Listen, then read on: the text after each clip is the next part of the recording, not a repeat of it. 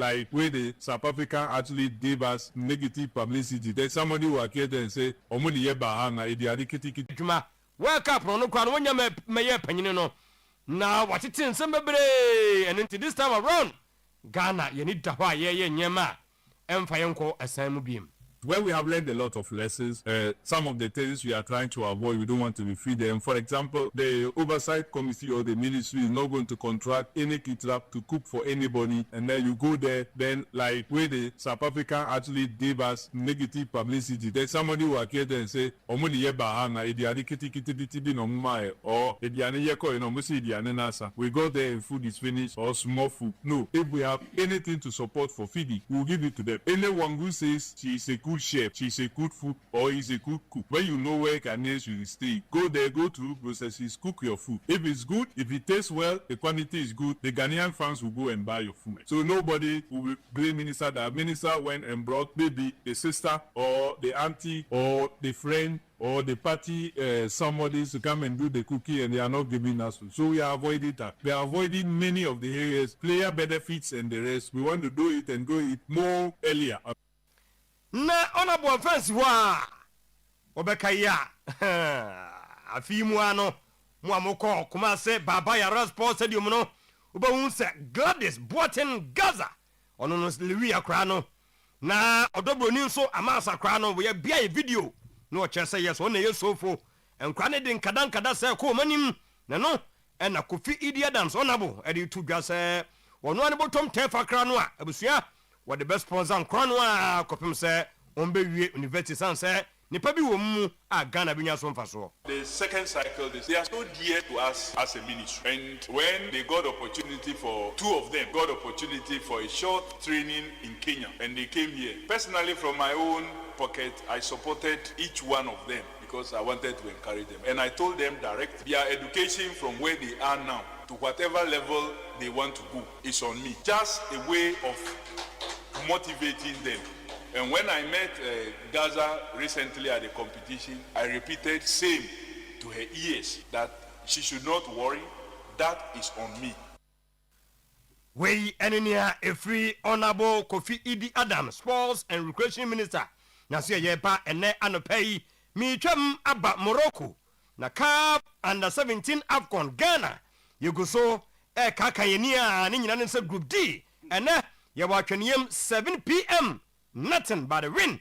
Draw crowd massa MYN debi Ghana here win. Sansi track to okra just a point. And until ne Shannon so group D no no yebenya Senegal versus Algeria na nonsumbrem South Africa. And so any Ghana yensu ye dia hwimua referee Mahmoud Mohammed from Egypt na beye center referee for that game no a. Before that no na group C so ye ni hwe Angola, Mozambique ni nya Mali, Tanzania. So monso ene CAF under 17 AFCON no omonso betumi abo na ya hwede oyeso for Ghana group ni hian Algeria dankan kra 4 points, Senegal tosumi no kra 3, South Africa tosumi ensa e kra 3 points, and Ghana ye twa to a ye wo just a point mate ho akirawo say ye hia bibia so win and that bia no ye ntumi nkoye mathematics bia biem eno ene nia e free AFCON no so emu eba so far as under 17 dia no enso ebehia wo no anopei mede ho nsam ede amawo na minkotie we no aye Ibrahim Tanko Anyas eno ase ono de as a coach e wo se na wonya akonya na afei ye hwan se pro so yetimi access Black Stars eyie pa friendly ni ba na wie ya na ye hunu adwuma new coach no ebe ye na ate ho kakra chen se coach na befa ana emfa. So say train who can do new coach, but say no some of the assistant coach and our Mundim team no and yeah friendly matches are your couple ones who are should be injuries here in football but you see say those who are ready and those who are not injury who are in good form in other clubs definitely or chance they can also help Ghana. You know, maybe me too far. I mean, them there cause what him on mobile. I think Emma or more and Brain or Mombasa friendly matches in who the last final squad I would be back. And maybe I say a better or my chief and I hope we say Mobile T anyway. I woke up. Mediama head coach Ibrahim Tanko Anyas wɔtefa obi afuom afei no ɔba ɔno ankasa no afuom ɛna wɔse league ne deɛ kwasi ada yɛ wiewie last one of matches no league no wagye na mmom ɔkaka n'ani wɔ league no mu a officiating wɔntumi nkase anya bibia 100% na mmom ɛyɛ akonya de ma referees no sɛ ɔmbɛ improve. I can say maybe against us or the other organization and can do say the idea of mobile country. The thing is officiating or Nipa went to me a BBA 100% and then team dia or Casabiano any advantage somewhere and then disadvantage somewhere. And you know the only thing I ever hopefully say we keep on improving every season because this season so we shall maybe say a bit better. I hope we say because I mean, a lot of players are bomb home, but at this stand there, definitely Mena Kwama, Salim Adams. Fantastic. You better so. Na Wakobo has din enti on Sunday. One house of folk and a last match on the year ball week 34. Ewo emu na no and I'm no kasadia. One and I'm X no swa. One says story need the car by oh media ma aye call Abusa house of folk say. Mukra na nsin supporters no mu stadium mu bobo wa cross sport stadium a sai na mu nya mo nkeka mayen 1 billion kra ebetua mo ka na mo de ba na efuele mu mie kono so ye ne emede me befa ho ka hotel ne ye top notch hotel wo takwa e de ma mo mransa meda na last game no ka mo na mo bo ho mo nsan famre ye wia na jesa chire din na no e na asam ne sorry ye has of supporters na wia se kra ntie hia panyina na jesa e wo san kra bia ka bi chire wo mo sa ho chire kakra ba. Fine. Nyamiadum. Good. And congratulations. Good. Now, headlines. Congratulations for winning the English Premier League. I think it's the 20th day of May. Yes. 20th May, 2026. Sports Minister Kofi Adams and Kasei were our headlines for the day. Okay. Was say no external caterer will be contracted to provide meals for Team Ghana during the World Cup, following lessons learned from the controversy involving South African athletes at the African Senior Athletics Championship. Nam guys BBNC. Yeah, I wonder why he's saying this. Okay, so Okansadia meaning that something happened. Okay, so what has that got to do with the World Cup, Black Stars? But I make say Okansadia. Okay, what the fan say Sana Tia. South African athletes ne complaining. Yes. Ghana at least are complaining. So when you hire a caterer for the World Cup, Ghana for? Yes. I don't get the logical. You have to listen Yes. Because according to the minister, the government and sports authorities are determined to avoid a repeat of the negative publicity that surrounded the feeding arrangements at the continental event. Okay, so let's get him as he's quoted to have said this here. We are not going to contract any caterer to cook at the World Cup after the negative publicity from the South African athlete incident during the African Senior Athletics Championship. We have learned our lessons, Kofi Adams stated. Going into the deep of the story, we are not going to contract any caterer. Does it mean any means external caterer? Any caterer to cook at the World Cup? Any caterer there. And the headline said no external caterer will be contracted. No external caterer will be contracted. Nature say okay. At the World Cup, the hotel was baby because I listened to him and I say Oko World Cup now be no one no baby na say e come guy in wakoto. We are talking about is it for the team? For the supporters, not for the Black Stars. Supporters are some okay. Supporters are some okay. Black Stars. Debbie. No, okay. I don't think it's a Black Stars. All right, I think so. Okay, that one is say any ministry never contract to be seen. So no be animal supporters. Then how can you feed them? But he's trying to tell us that. No. If you take supporters, you feed them. Find ways and means for them to eat, but how discover someone's man? I can't tell, but so over video now. Maybe you feed them. What the supporters? I don't know because meet you or meet you. Anyway, we will get a deeper understanding. Minister or no an for ever pinch him. Ghana will face South Africa in that decisive Group D encounter at the 2016 African Cup of Nations in Morocco. 2026. And in Ghana and South Africa neighbor. We need a win. Yes. Okay, we will win. Coach Prosper Ogum started the final training session on Tuesday, and then the Blacks started head into a match under pressure after we began the tournament with a 2-2 draw with Algeria and lost the next game to Senegal. So we need a win. Yes. And hope that, okay, fine. Swedro Blacks and Kotoko Sunday. It's a match of survival for our Swedro Blacks. Yes. And no na coach Kasim Menga. So fair team no. No more than that.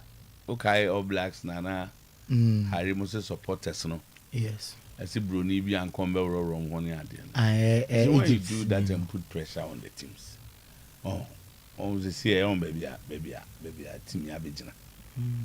Na me anya adoma. They say on say orato. The investment. We coast. Supporters hard you supporters. Hard you supporters. They been some of their supporters quite Kotoko no. Tiria so you be no careful when you watch Nasem. Swedro Blast request Kasim Menga says the side will do everything possible to secure victory against Kotoko. According to Mengel, the encounter is a must-win fixture for his team with the technical bench and players fully focused on getting the needed results. Okay. So, we need a counter, a better of fear. Baba Fayekwena. Oh, Arsenal have officially been crowned Premier League champions after Manchester City drew 1-1 with Bournemouth. It's Arsenal's first league title since the famous Invincibles era of 2003-2004. I know the few of Mikel Arteta winning. Okay, a headline there. Luis Enrique is in advanced talk with PSG. Now come back, Jose Mourinho wants Madrid to return to the transfer strategy that helped build one of the club's most successful eras. And a Europa League final. Yes, Europa League final. We nanka go kasa Aston Villa ebetima bibi. Ombo Europa League omu show, omu lose so. The appetite to not be there on Sunday.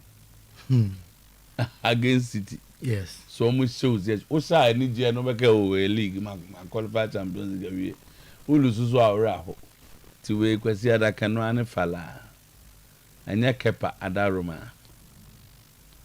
Kepa Arrizabalaga sane friend. Aye. Why they? No ma John the boy. E ma asna. Ananya we. Oh, on the bomber Arsenal. Kepa. So na free a Bournemouth for no. And yes, you don't humble on a drum and you don't humble. Some of them say it's allowed in football. You don't humble near the Crystal Palace Mukoye in view. Or from who say Kepa last year was about Bournemouth on an young goalkeeper. Yes. Yeah, man, here, Jumabi. And then person a castle, Baba. Oh, Hammy. Yeah, man, here, Jumabi. One and a junior croupy Cassaye. On every beer, I no pay me at Casa, no pay 4 hours, I no pay started by 3. If we ain't check, me at direct. Okay. Direct. That's it. Oh, me be encountering. As you know, oh, David, say Alice. Yeni atiti akra. Yeni atiti akra na mo aje fun. Against for near woo. Yeni atiti akra ya. ya. Me hu video bi Lewis Kelly. I don't see they say we are borderless. They call us borderless. I'm holding a bottle. Na mo de mo ntwen kwesi ada party ahodo be kosu kruma. Hey, if you na kopim kwesi ada. Winning the league after 22 years. Ayepa. Oba wa 22 years and nyame a che ne ba. After next 22 years. That be nyame a che ne ba after 22 years. 22 years bi. Tie. Oba no atena ware asim fie aduonu mienu na nyame ate ne ba. Na no kra no nyame ya ama ne ntafo but so the one ne ya ansa. Babe, Arsenal have officially been crowned the Premier League champions after City drew 1-1 with Bournemouth. Oba nan kam say emrednim kam be show all the 7 points Arsenal the J League no. Yeah, full da obi be mame 30 minutes menkwa uninterrupted. 30 minutes. Metro stage 1 they are Arteta. Some guys are Arteta Bruni. Arteta is a white man, unimza. But I'm happy that I'm going to link some of his philosophy to Josie. I'm happy. Hey, Arsenal dealing more trauma. George man, I'm never call. Yeah, come cry. Never who did jump by. Hey, when you had too much, you have true. We've not won the league for 22 years, and the man here fairness say in the last 4 years we always come close. Some can say we car free. Any what the equal speed. Unza nya adekro. Asteta chere say e ba coach na e wiase mu had obi entime no. Today in coaching no nya de nchen Luis Enrique. Luis Enrique got obo friend nya friendly no. Nya friendly no. Me say no about Champions League nya enya na fempo. Ateta is unbeaten in the Champions League. So kwa de me be ka say Carlos Queiroz kwa Ateta. Na say afena. Oh, Pep Budane. Omuntimi nka. Omuntimi they say Ebeka Ateta ne boys no. Kola coaches na aka no. Obi ku omo. Na me ka che na no pay so organize vacation classes. E ma karek mu. One Ateta. Baba na mbese beka so what's Ono Ateta. Hey. Onye vacation go Ateta. Onye omuska karek and slot. Se Pep ko omo maka no. Na Sometymer Otuo-Acheampong na no talk Man City. And there was Sancho Omunyina. Enzo Maresca. Omnyo ba Ateta class oni fie. No mama ni ska no atom se the city. Baba enko 954.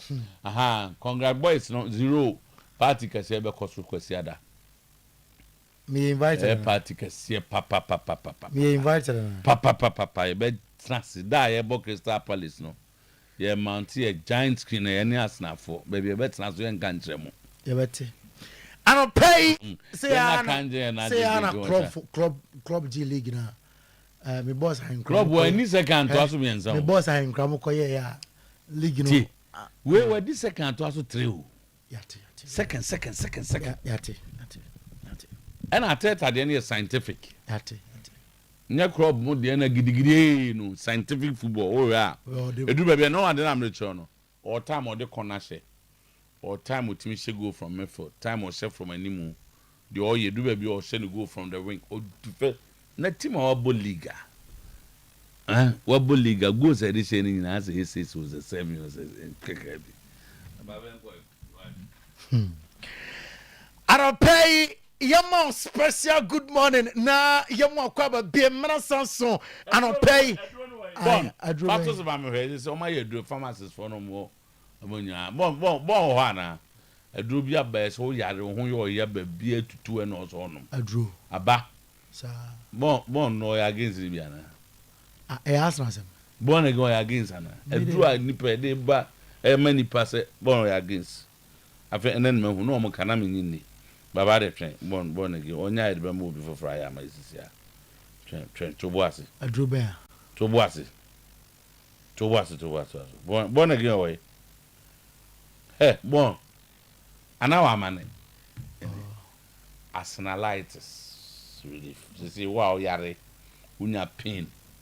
Baby, you are me na say my last I catch very much. Arsenalitis, no. A dry pharmacist for na Gucci my year. Ozubo onya nam we ache. O man breboa. Born Arsenal for the 20 tablet pain relief tablet aba. The friend Arsenalitis pharmacist for Muncho Mango for reduce the irritation, easy suffering. Taking back no say immune booster count. 2 yare address over no money Arsenalitis. Ngo to do for baba. Anopay Yerenko focus on some atwaso na dietenie World Cup update shown here live.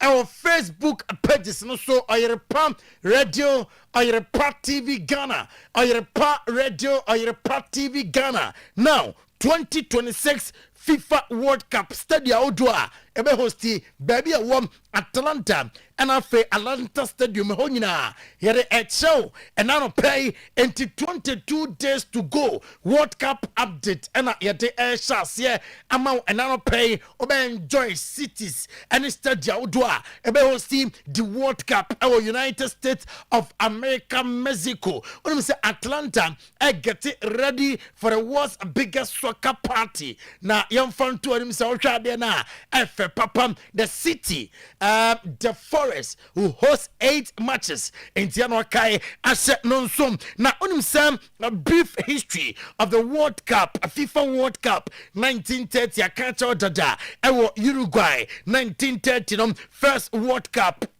Uruguay Forum and a day in 1958 Pele a global star at the age of 17. Yes, a global star at the age of 17. 1966 England I win an 8th first World Cup. It's when a brief history about a World Cup 1986 Diego Armando Maradona elite Argentina to victory. Yanwakai Asha Nonsom now still a World Cup update from Thiago Silva at the to just besine ono Thiago Silva de odwenwa on tiase so a enye why João Pedro coach Don Carlo Ancelotti at the FA squad no officer said the tebia no Sam and João Pedro etime a World Cup no be somebody usher around 20 goals in all competitions penalties and no so otime bomb as a main striker otime bomb win going into Sam a World Cup. Danny Omo, I say, are you fully fit and Obera World Cup with full fitness? I say, Ligna Amitianum or the celebrations at to team was switching the focus at the Acom World Cup and watch Don Carlo Ancelotti or the Emrabi.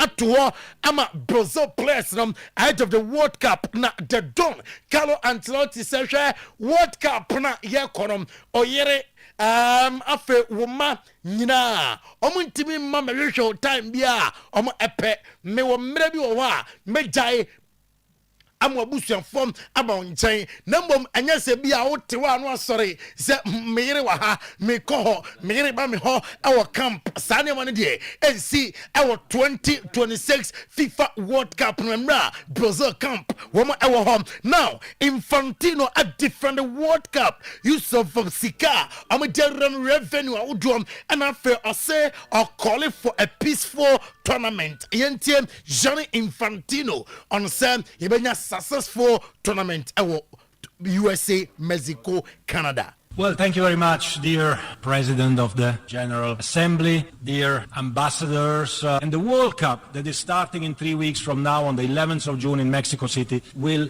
be exactly that. Give happiness and give hope as well, because what FIFA does with all the revenues from this World Cup and every other World Cup as well is reinvesting in the game in projects like the Afghanistan girls who can finally play football, like projects in Africa, in Asia, in America, in Oceania, to allow children to play football and to have hope and opportunities for the future. Let's make this World Cup that starts in a few weeks a moment of unity, a moment of... Infantino says, Sika, woman generated for World Cup, and Amara by Stadia Outdoor by football development of Africa, said in Koda, and Africa, and so Ebena Quine, Abobo, any Afghanistan, or America Cosi Stadium, football infrastructure, said in Koda, Ebena Quine, Etime Abobo, calling for a successful World Cup. Now, Yamara England, now Fayening Common, our England, Canada, after 22 years, and onim say Manchester City joy with Bournemouth among some day celebrations never twas Arsenal and the English Premier League na enra North London ho street no so North London na nya sem ketwakra enti abusia wo de oye bia jai nenefu ni ko Oyerepa TV no so we North London yes hey anya ultimate say teams ni o command dioma che papa anya nra celebrations ni dey twas awotwa video no bi Oyerepa TV no so na Arsenal abusia onim sa woma hye de ato sa nyankopon bo a Sunday no nya de sa trophy parade gidigidi bia ebetimi akoso na mom sa omobo Paris Saint-Germain game no wie na koban say yade UEFA Champions League yade Premier League and your trophy parade and confirm by yenom and your trophy parade ketwa and your reporter yansa eka yedinina eto onim enano pay na I was teams ni gina ye sansa sran forum woma prepare ye papa oma league na yes I'm prepare for junior early groupie from Bournemouth Bournemouth mansa munja kodanu mayai ni now me adwuma emfama nyankopon bo a sama ye bewuramu na Bournemouth sa qualify o abebo Europe obejana asset ibu ati ama Arsenal mna nkrabia na ebetimi akire now maminko Jose Mourinho na suye Jose Mourinho on Mikel Arteta winning the league with Arsenal and I say nanke betimi ay Manchester United nemomnom ade friend abotre Manchester United enyabi I say Arsenal 2 or 3 seasons without winning finishing second yet club and the fans na so the support no emanom omunya gidie project na Mikel Arteta now United entisa different than some and then Mikel Arteta build something special for the club ninga ya botra club ninga ye ade ema Mikel Arteta no Jose Mourinho nensima odi etujam enano pay na Arsenal the English Premier League na yansha businesses kakra sikasem omunya at the FA Premier League Arsenal potential 300 million pounds betting 300 million pounds price money with win for this season winning the Premier League and Pomo winning the Champions League betting Sunday across room Champions League final already I'm generating roughly 122 million pounds it is sikasem there and your issues and for Emma Arsenal and two will play and also UEFA Super Cup and so beba one beba ama winning the UEFA Champions League at the Sikasamnum abeko total around 307 million pounds winning the Champions League, winning the Premier League, and then the Super Cup. At Omeko 307 million pounds. And yes, Ketwao. And the Abasa Arsenal per club so more reasia. I'm financial Moses no Kosra. I'm so Albam Abekaho. Arsenal legend Patrick Vieira. And when we said the same pray Arsenal team ye. Obetim dia compare more time na the Invincibles forum and I see media me fee senka David Raya de and kawada go post num ahead of James Lehman na Timber at right back I see open on and Timber benya right back war etimi abom and then some oti two just some couple of players benya team ma ura na mu bebrebe enyamum entimi emram Bournemouth players enra homo do dressing room no homo celebrate minim say na boss play as a keeper and homo team command dem ura dressing room ye na team say ni je ho and homo to mo nsane adada Mikel Arteta say was switching full focus to the Champions League final though are you happy say we win the Premier League Bukayo Saka say enso ho a yes bia ya win ba continue no ebeto to aso and no aye the film Bukayo Saka so yam etodwa and no pay na boss player I say so be adwuma pa na worry what no nti o hwe Arsenal penning for na we say am something special for am players na after winning the Premier League after 22 years they yate HM say around £6,000 per appearance. Now it's a long additional payment bonuses. Ningina, I'm going to players no players ni bi omunya pe e betim anyam £250,000 in total bonuses depending on matches dodoa oboye eti ema Arsenal eba na sadia David Raya nom Martin Zubimendi nom NFA Bukayo Saka Declan Rice Gabriel Magalhaes William Saliba nom Ombe City around £192,000 based on their appearances womunya afi Mikel Arteta ebusuam ukoko piema enra na Arsenal fans nom etojum na Arsenal fans na Germany almost Mikel Arteta wa fixe Arsenal team no yentie Arsenal fans enra after the City about 1-1. Feeling like I'm ecstatic. I'm so. Mikel Arteta has completely faced the whole club. And Arsenal fans in summer. Hamadi Atuja NT Yentimra. Yes, I read you.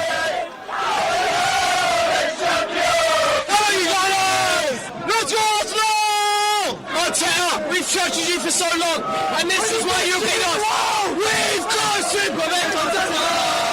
He's completely fixed the whole club. He's a difficulty sort of going through with it, but he's managed to get up to that next level. And we've had our struggles every season, but he's got us there now. We finally got over the line. I'm 42 years old.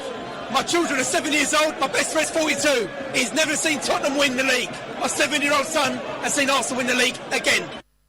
NT Andoni Ariola and also the congratulations message Emma Mikel Arteta and the Arsenal team no. Feeling like I'm ecstatic. I'm so happy. It's true that we played so well. We deserved clearly to win today. But 1 point was enough for us not to get Europa League. We still have some small chances, but we can still fight for the Champions League until the last game. Definitely, we could have. Helen said, "Your league na unya more points.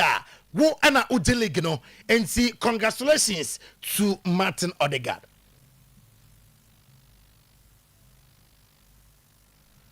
Wow. And see, I know Ellen Haaland, and dear, and no, a player, Emma Manchester City striker, and no church said, I be a league. Now, you really get now, could have more points. When I league them, now, Arsenal places celebrity with the fans after ending the 22-year-old Premier League drought. Indeed, after 22 years, the Premier League, almost celebrity, you should be in the course.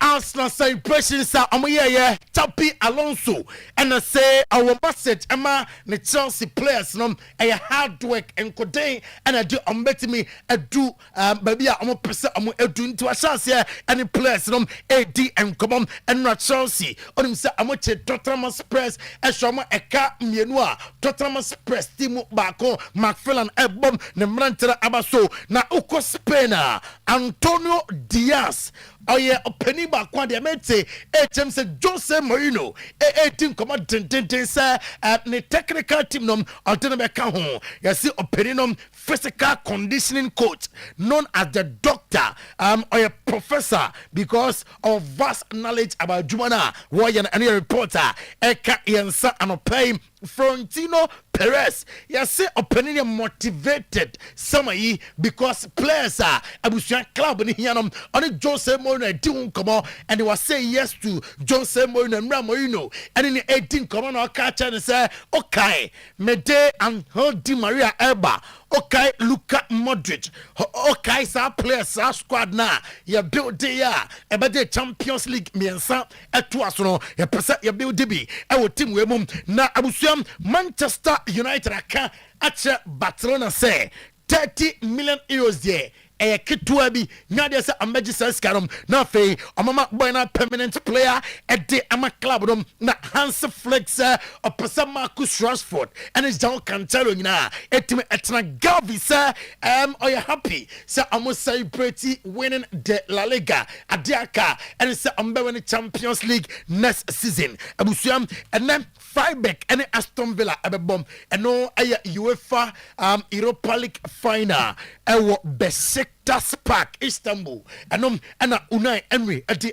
to say I'm a winning trophy and yansama uruanom at the atuja boss Christian Kivu yes sir about sign a new long-term contract ama Inter Milan after winning double for the club Kenan hear this Juventus omunjanimo amano enko be a Bayern so hwe nim say Josko Vadio ebebam abeye juma ede amwamu nyankopon bo asama yi we ene ensem on pay ya boabo anom efi enkofo nkroso a ya de esu na tie for na onim say boss Burnley for ebenya sika 50 million pounds also what fi Premier League num ena Barcelona are winning the La Liga na La Liga na omorene munya 46 million pounds Burnley na ofi Premier League num onya 50 million pounds nti man for say Premier League sika 70 because of the TV rights and other things account always make the league stronger nti boss igna so na for AB atase to do so sina sir ona na bedi nkoma oh say o hide oh sir o hide okay doc na say oh yeah manager jana mo mpa wa mo de ho pa no edi camp na bibia koso na oh trading for so ye adwuma ana wakoba ko oh miwura David manager say me boa me ho ye pa me boa me ho ye na ho so for rasta so for water Bruni doctor Bako and na Sometymer Otuo-Acheampong atum si me from say enyize manager me bomb person ka bosumi we ye be chef for na se na me shenk na adwuma ase oh okay by first the se me wie ho se me nwie ho me start adwuma tinya me yaduma me boaboa me ho she bia 27 28 for no doma hene be di ni birthday 27th ma me fanchi akese ma na doma hene na me man a happy birthday in advance currently 27th na me wa Accra 30th first na me start enkran ya juma June ya manager enti baby bi amwa na ho ami na ye na sa kakrakra nyame ya wie manager enen said yes ya je edina tum na ye di adanse no mama ho manager pa eti mama yere me ho so ye nuro na hodo a adanse ne eba moroso eti baby biala obi biala wo bia ma ma ne mohu se wakọ baby na amwa wa wo de bra ebie heba ne be hwese de yesu edwuma de esi de esitie ena nubra ne hama na memede ye adwuma na hoɔden ne tumi ye den ewom mememfa bibia mfra mindro no eye nkohine ne abena na makeka abom de ye den de ye adwuma edi se wo ba na obegyi bi konoa na wonom a wa behunu sha hoɔden ye den ewom ena powder na maye na wo de fladuane ye di no wo de ko fladuane so na wudi a obehu sa yaresa ye den ewo dodoa na wo mo sha ase a na wo mahu nsenkyene na wo mahu nsesan na wo de adanse ye den eba edwa bibiala wo bia tumrika na fo ani kire APA Herbal Clinic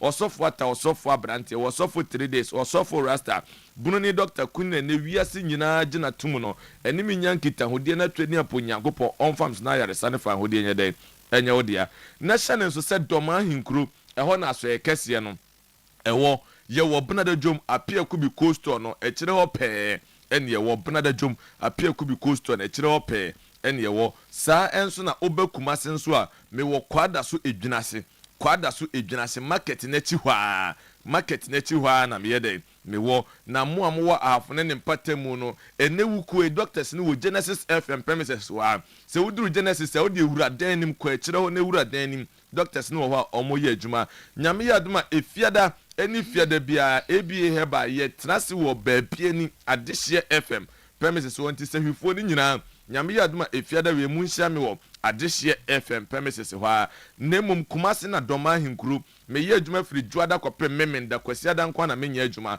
anɔpa no nsia kɔpem anwumere no nsia ene kura bɛbɔ no nim na mayɛ dɛ na matena se anɔpa me kɔtena ase ɛna masɔle aba doctors na yɛ adwuma ma no si ya me sɛ kɔtena se busumi wie mu nyinaa me wɔ kumase ebia de yɛbɛwura mu ne de nam de mani ɛkyerɛ nkran eti sɛ ne wo kumase ne mpɛtɛmu a bɔmmɔden sɛ nyame yɛ adoma wobɛtum ne kana ne mabɛbɔ mpo ne mpu na adanse atwɛde ampo nyankopɔn ɛna me so de ma adasa no so wonsa yɛ dɛn aka bi ebia heba yade a meyɛ ho adwuma ɛdɔɔso yie paa na ɛnam sɛ maredel wɔ ani ahwɛ mu nti ne yɛbɔ me din a ne yɛde ani na taatoɔ ne nyina ne sɛ wie yɛ brɛ mu yi menam gye bibiduro etu ani flase ɛwɔ abra menye wo operation menhye ahwɛni wa memfɛ do so nyɛ dɛ engu wani ne so mem wɔ aduro na maade akɔfra aduane yɛ dɛ adi koko na abedi a wodi bi agum ɛnkɔn a wodi bi yɛ dɛ agum aduro ne fantirim afa mogyam ɛbɛtire no ma bɛyɛ mu adwuma pɛpɛ tire no ma kum tire no mkuro na abɛni ne so abɛworo so ama ani na yɛ dɛ atia ɛkwa ɛnyɛ dɛ ɛma biem eti sɛ wani ne so yɛ wisi sɛ yɛ ɔkantan ɛyɛ okusu ɛyɛ ɔkabisi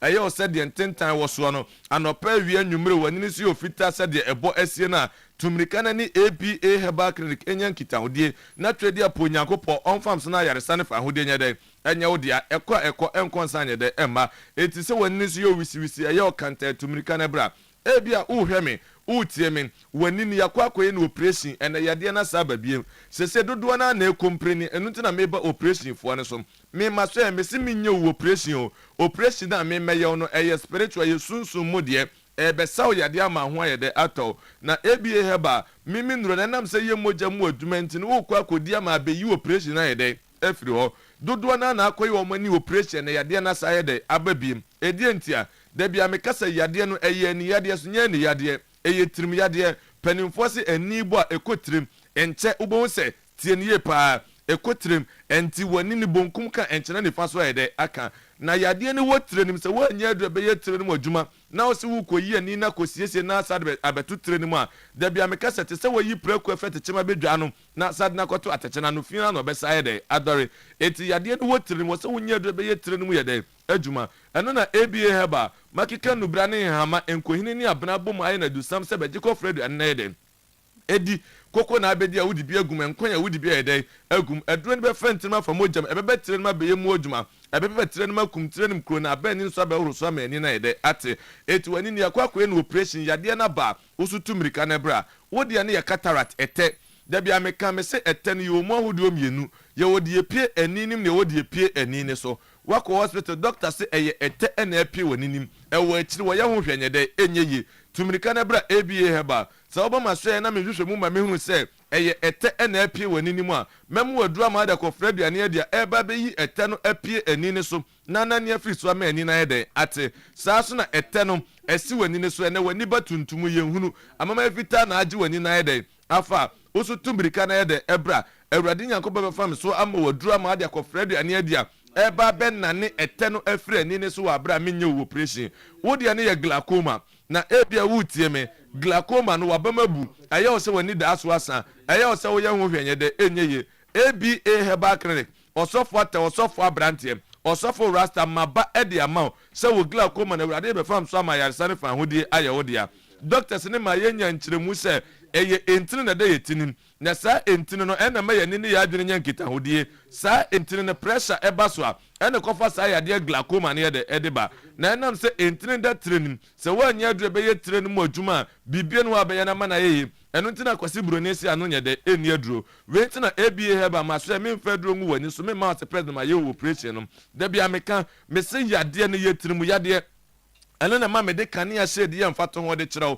sɛ kanea shade se fi ana esumbam ya pepam ne nyɛda yɛ mpepa ho kanea shade ni se fi ana esumbam na de ade ebon so na bepa shade ne ho a stay ho so a efi na na esum na yɛda ewom ba wo de ade ebon so na bepa shade ne inside a oso a bright na ehren sɛ da bia me kasa tura ne sɛ yɛn so kanea mfansi mpaase ana kodo ase yɛsika ne adua so na ahyen ama obia no nipadua ne kanea ani ani etimetu se ntrase ma wani tanyo se padua ne nyamfa so bia nyɛda emfiri so ohun tina twɛde aponyankopɔ de ABA Herbal Clinic abepi ɔmamu ana ɔnam so ɛgye wafiri wani fra yade eti ɛyɛ glaucoma tumirika na yɛde ebra je number no ne frɛ de wonti ase no yɛde wabisa frɛ sesi a number no ɛyɛ 0541 56 51 99 0541 56 51 99 and 0531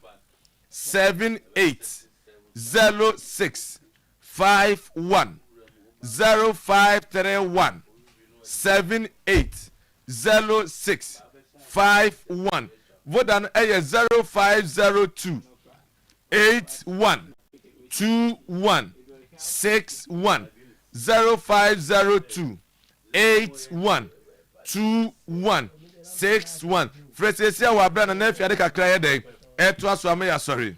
Okay, me that's a doctor. ABA heba, your specialty ni said the doctor e kan ye no nti baby a wo ani eye problem bia na ye ka tron say emfa nko baby afabra ABA heba ye ni kita safo na betimi aboa me tufu me kan to say enchinchini bebre wani no anu yia ni ABA heba apart from no say so nsu started to topa siatica na started be keka ne ho edu na jo bia da na ne ho ato no dojo ne ho no wo so na to nkutu asinti na etwen wuntumi na abesi nkente amade a chi nti bra ABA heba ye be ma wodru asiatica ne nyina se betu pressure na how low pressure and high pressure de bia me kasa low pressure ni de ehu sema pe na de woto na nanom e wansi adu enu ntimi sraw say low pressure high pressure bra ABA heba be ma wodru a pressure na be ye kama be da normal e di ama wo wakọ hospital doctors wanya HIV mo wani bi oni padua ni mu a bra ABA heba be ma wodru within 1 month inshallah mo ni nyina be fi oni padua mu ama otimi astu da dem ebiem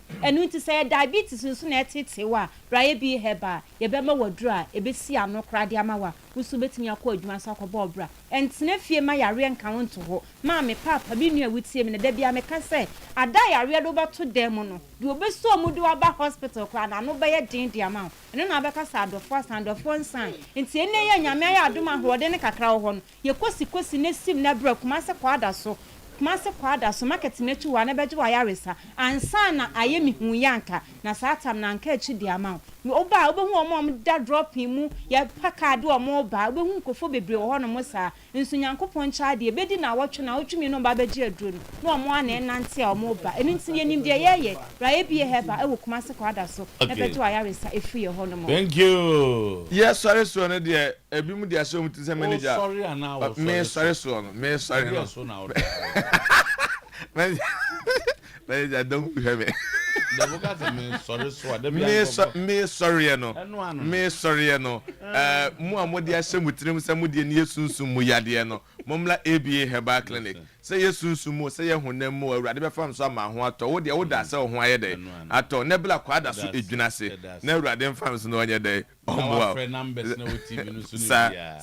And the doctor suffer us all sorry. Name on sorry bibiaso. So boss when but mom you heard do second one on the aban. The pharmacist funny you know. Sorry against. The as lights by no matter back account.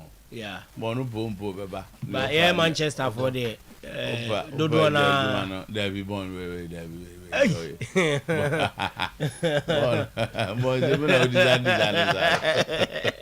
William say AI for here you ja so no na the mom we Ghana Sometymer also okay yeah wapa say oh yeah no Ghana Sometymer we say baba I didn't answer to you.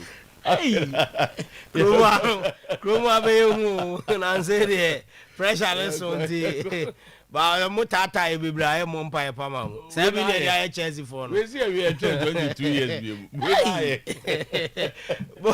Boss ready milk tea no na no e buy no e bi ba office ma bibia yes na yes me akasa me jimi enu kofie me de komolu man me di molu man na che say o say Sunday na no pa no say na we here nam say ko emi hitting so man na say ye di guma bibia okay enti utemi na no pay teniye pa ya ready meal pa adofo benum tea na omo akọ akosu ebia program bia befie anopa obemo bi beverage bia no mo ready milk tea ɛno ɛna wɔso pɛbi ɛwɔ ne box mu kama ɛhyɛ disposable cap mu kama oyi di ane sɛ wobɛtwa ɛyɛ nsuo hyɛ anaasɛ nsuo nwudeɛ gu ho na yɛ sɛ you are good to go ɛyɛ smooth ɛyɛ authentic coffee ɛna afei so yɛwɔ cocoa taster yɛde aka ho na deɛ tiɛ ne sɛ mebatwɛ wopɛ bebree atɔ anaa wopɛ bi atɔ a yɛ distributors no feeding ventures ɛwɔ pampa so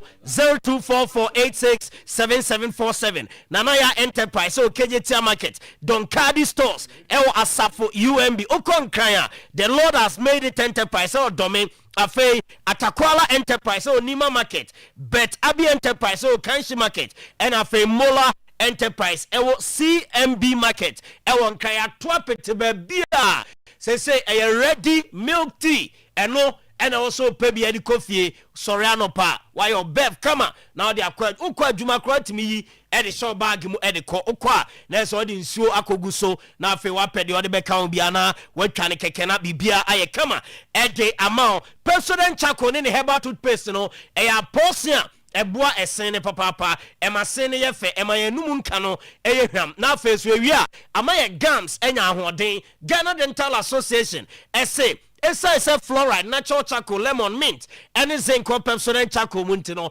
ɛno ɛna Ghana Dental Association ɔma recommend ɔma gye atom ɛsɛ yɛmfa ɛntwi yɛse ɛse ho nsɛnkaeɛ no ɛyɛ ano amu ani akɔ Pepsodent charcoal herbal toothpaste no ɛna ɛbɛboa Pepsodent every smile matters Bosomtwe Community Bank PLC oba ɛbɛbi account ahodoɔ ɛwɔ yɛ hɔ a na yɛ loan services no yɛatabiri bi ɛde ama sika bɛba abotom wobɛnya bi de ayɛ adwuma wobɛnya sika ɛde akɔyɛ ayɛ ofie nkwadaa ne school fees wobɛnya bi de atua wobɛnya sika ɛde ayɛ wo ka adwuma no a wode yɛ no afei so ebia na wodeɛ no ɛyɛ kuayɔ ɛna ɔde sika ne kɔyɛ a wobɛnya sika ɛde akɔyɛ ne nyinaa no ɛyɛ loan services Abosomtwe Community Bank PLC yɛde ɛma electronic banking no ɛyɛ active USSD code no ɛyɛ *992# anaasɛ Ghana Pay wobɛtumi ɛdi ɛyɛ Bosomtwe Community Bank PLC yɛ services ni nyina obetumi ayɛ ɛwɔ Ghana Pay so entinifo ani kyɛm wɔ yaso ɛwɔ kontena se head office ɛwɔ hɔ atonso agogo gyaakye ko fukyɛ da hinema kokɔben ɛdwena se ɛbo akɔ atonso bokro ɛbuto ja magazine ɛne abinchi market na ɛbra na yɛ no ntena se endi sikasɛm nkɔmɔ ne ntumpo ɛmfa ɛma fra yɛ 0508 642705 ɛna 03220 98076 Bosomtwe Community Bank PLC together we prosper. Amen Scientific Hospital, the best alternative medical hospital ever Africa. It is science era herbal medicine yemu ever West Africa maye danso stroke yade awo honsem yade kwankro yen ene ebeyi ni nyina ede afiri ho a emabiem afidie no yade uhyema yade no yebeyi apie ne yade no ni bi akan ubenya yaresa Kumase atwema tachiman kwada so fuase ekwan so enche boga wa bibiani Accra takra de tamale atebubu nkoko sunyane ho sahwide biso ene hohoi Amen Scientific Hospital ewo ho free 0277 001234 and 0241 367349 Kangen Energetic drinking water alkaline water ne de was here in I cobre my because Arsenal League idea mbe ho Kangen so no easy calcium magnesium potassium and iron minerals ahodoa many pediano enya hoden Kangen provide amount onum Kangena eboa detoxify system no acid free ni pedianimo alkaline beba betrem yade entumi ntran system nim cancer crade ene ohun alkaline no pe baabi afa Kangen so no ena papa o liver o kidney ene wakoma obebo ban Kangen Energetic drinking water eno ene yensu papa anopai make am for the amount me ba cho Breman UGC Tafunu Road Abaru Junction Lizzie Hotel Santaso and Aba Pakiki Ewo Stadium and a Sumankwani Junction or Ashtown in Sony Bebre ho Fred Director 0241 449191 and a 0507 379474 Bosch Digital Satellite Esebra Beji decoder ni nyina bi ewo yen aso ye senra na city twefombo ewo Benmo Vitality ho ama Arsenal League no na game ni ye live ewo decoder no eso Chelsea Spurs 2-1 na game ni live and Aston Villa airborne Freiburg Europa League final game and also ni nyina obenya bi ahia Brabash na beje decoder ni bi ye be installation ama ye wi a na ye recharge the account your packages are very affordable na ye ma 33% discount or recharge obeye no so Report Junction ship mo ho na ye wo 0556 287757 0556 287757 grow fine herbal tonic mojadro grow fine and draw no me ba cho no mu a ebeboa amwa tumi adidi kama ebeboa ama wada kama onan ne onsa mreyo abam moja na ntimi nantiye ewo ntini mu onum grow fine na esane ntini mu moja no ebekọ kama be diafu sane sa na nipadua no aye adwuma sede se ene sede efata usori ano panalty se nipadua na ye mra no grow fine adro no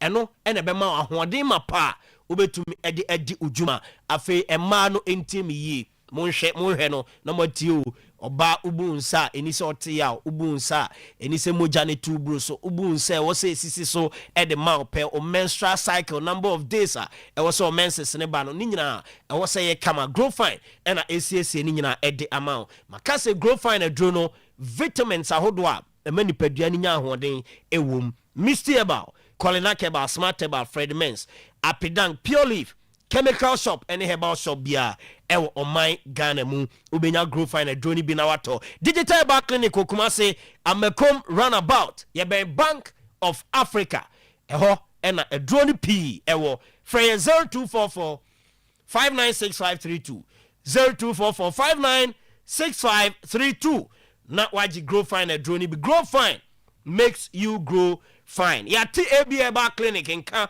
anopenti no aseye no na de wani akire mo ho se de be ya ni yade no wo metu aseye e de amount Sprint and Limited essay amount the experience of the 2026 FIFA World Cup ekoso e wo United States of America and Canada ye don ko no akọ matches ni bi e wo World Cup no emu na total package no e $9,000 na ye don ko no ye be give visa amount flight ticket ye be ma be hotel accommodation ye ma be match tickets ye ma be intra-city transportation oko America na Canada city bia wo be free so akọ city foforo car de be kono yen na ya fa ehon ka na we no Sprint Limited nko a na edisa adwumadie e de amount ministry no e de stamp no abom so panyan CAF GFA FIFA omo nyina age atom ese Sprint Limited omo na de be ko amanone na yetumi akohwe World Cup no ebi registration fee no by officer 500 Ghana cedis no atia uwia no atia $1,000 ye the process of visa at the amount na che say $9,000 utia mu 1,000 ebeka 8,000 no say unya visa appointment now ko interviewer no atia 50% of the $8,000 on second visa now abetia 50 aka at the account on second visa o 50% na utia no ye be refunded at the amount it was Sprint and Limited Kumase ye office ewo airport runabout King's College or ye ne utia second rural bank ena enkran so ye was 69 Jengano Road East Legon ye numbers 0598 742 171 0598 742 171 and 0203 064 820 0203 064 820 Sprint and Limited. That's right. That's right. The Ghana's Day. That's right. Arsenal for life. Yes. No. Is it say crowd here? Mo team no the same. Team no. Team mi nhuso. Sir. Mo boabo am ho. Oh, the ahoboabo an guso ya koso. Na ye bibia in silence. Football they want to football them. Oh, Dabi. Football they already have a good training am here. Dabi training near my home. Enya na Southampton conspire you am free EFL championship playoff final. Who be spy kwani? Who be spy na ye chewa waso be show. Southampton for is that was an immigration for our first match. Oh, you be sure mo asane omo. Maybe just na link up. Omo timi me hu omo timi. O me ye o temi ye me say. I've seen them. What just a little bit cry. Be show me asan no baby girls na link up cry. Enti immigration for no dey on target me. Me no on target me because goals ni na. Me man na man. Say me share me man dey impressive man. Baby girls. Na dey impressive immigration. I'm team ni yo. Oh me too forget. I mean so we just standing now. Back in the days enye hamstring be a buy.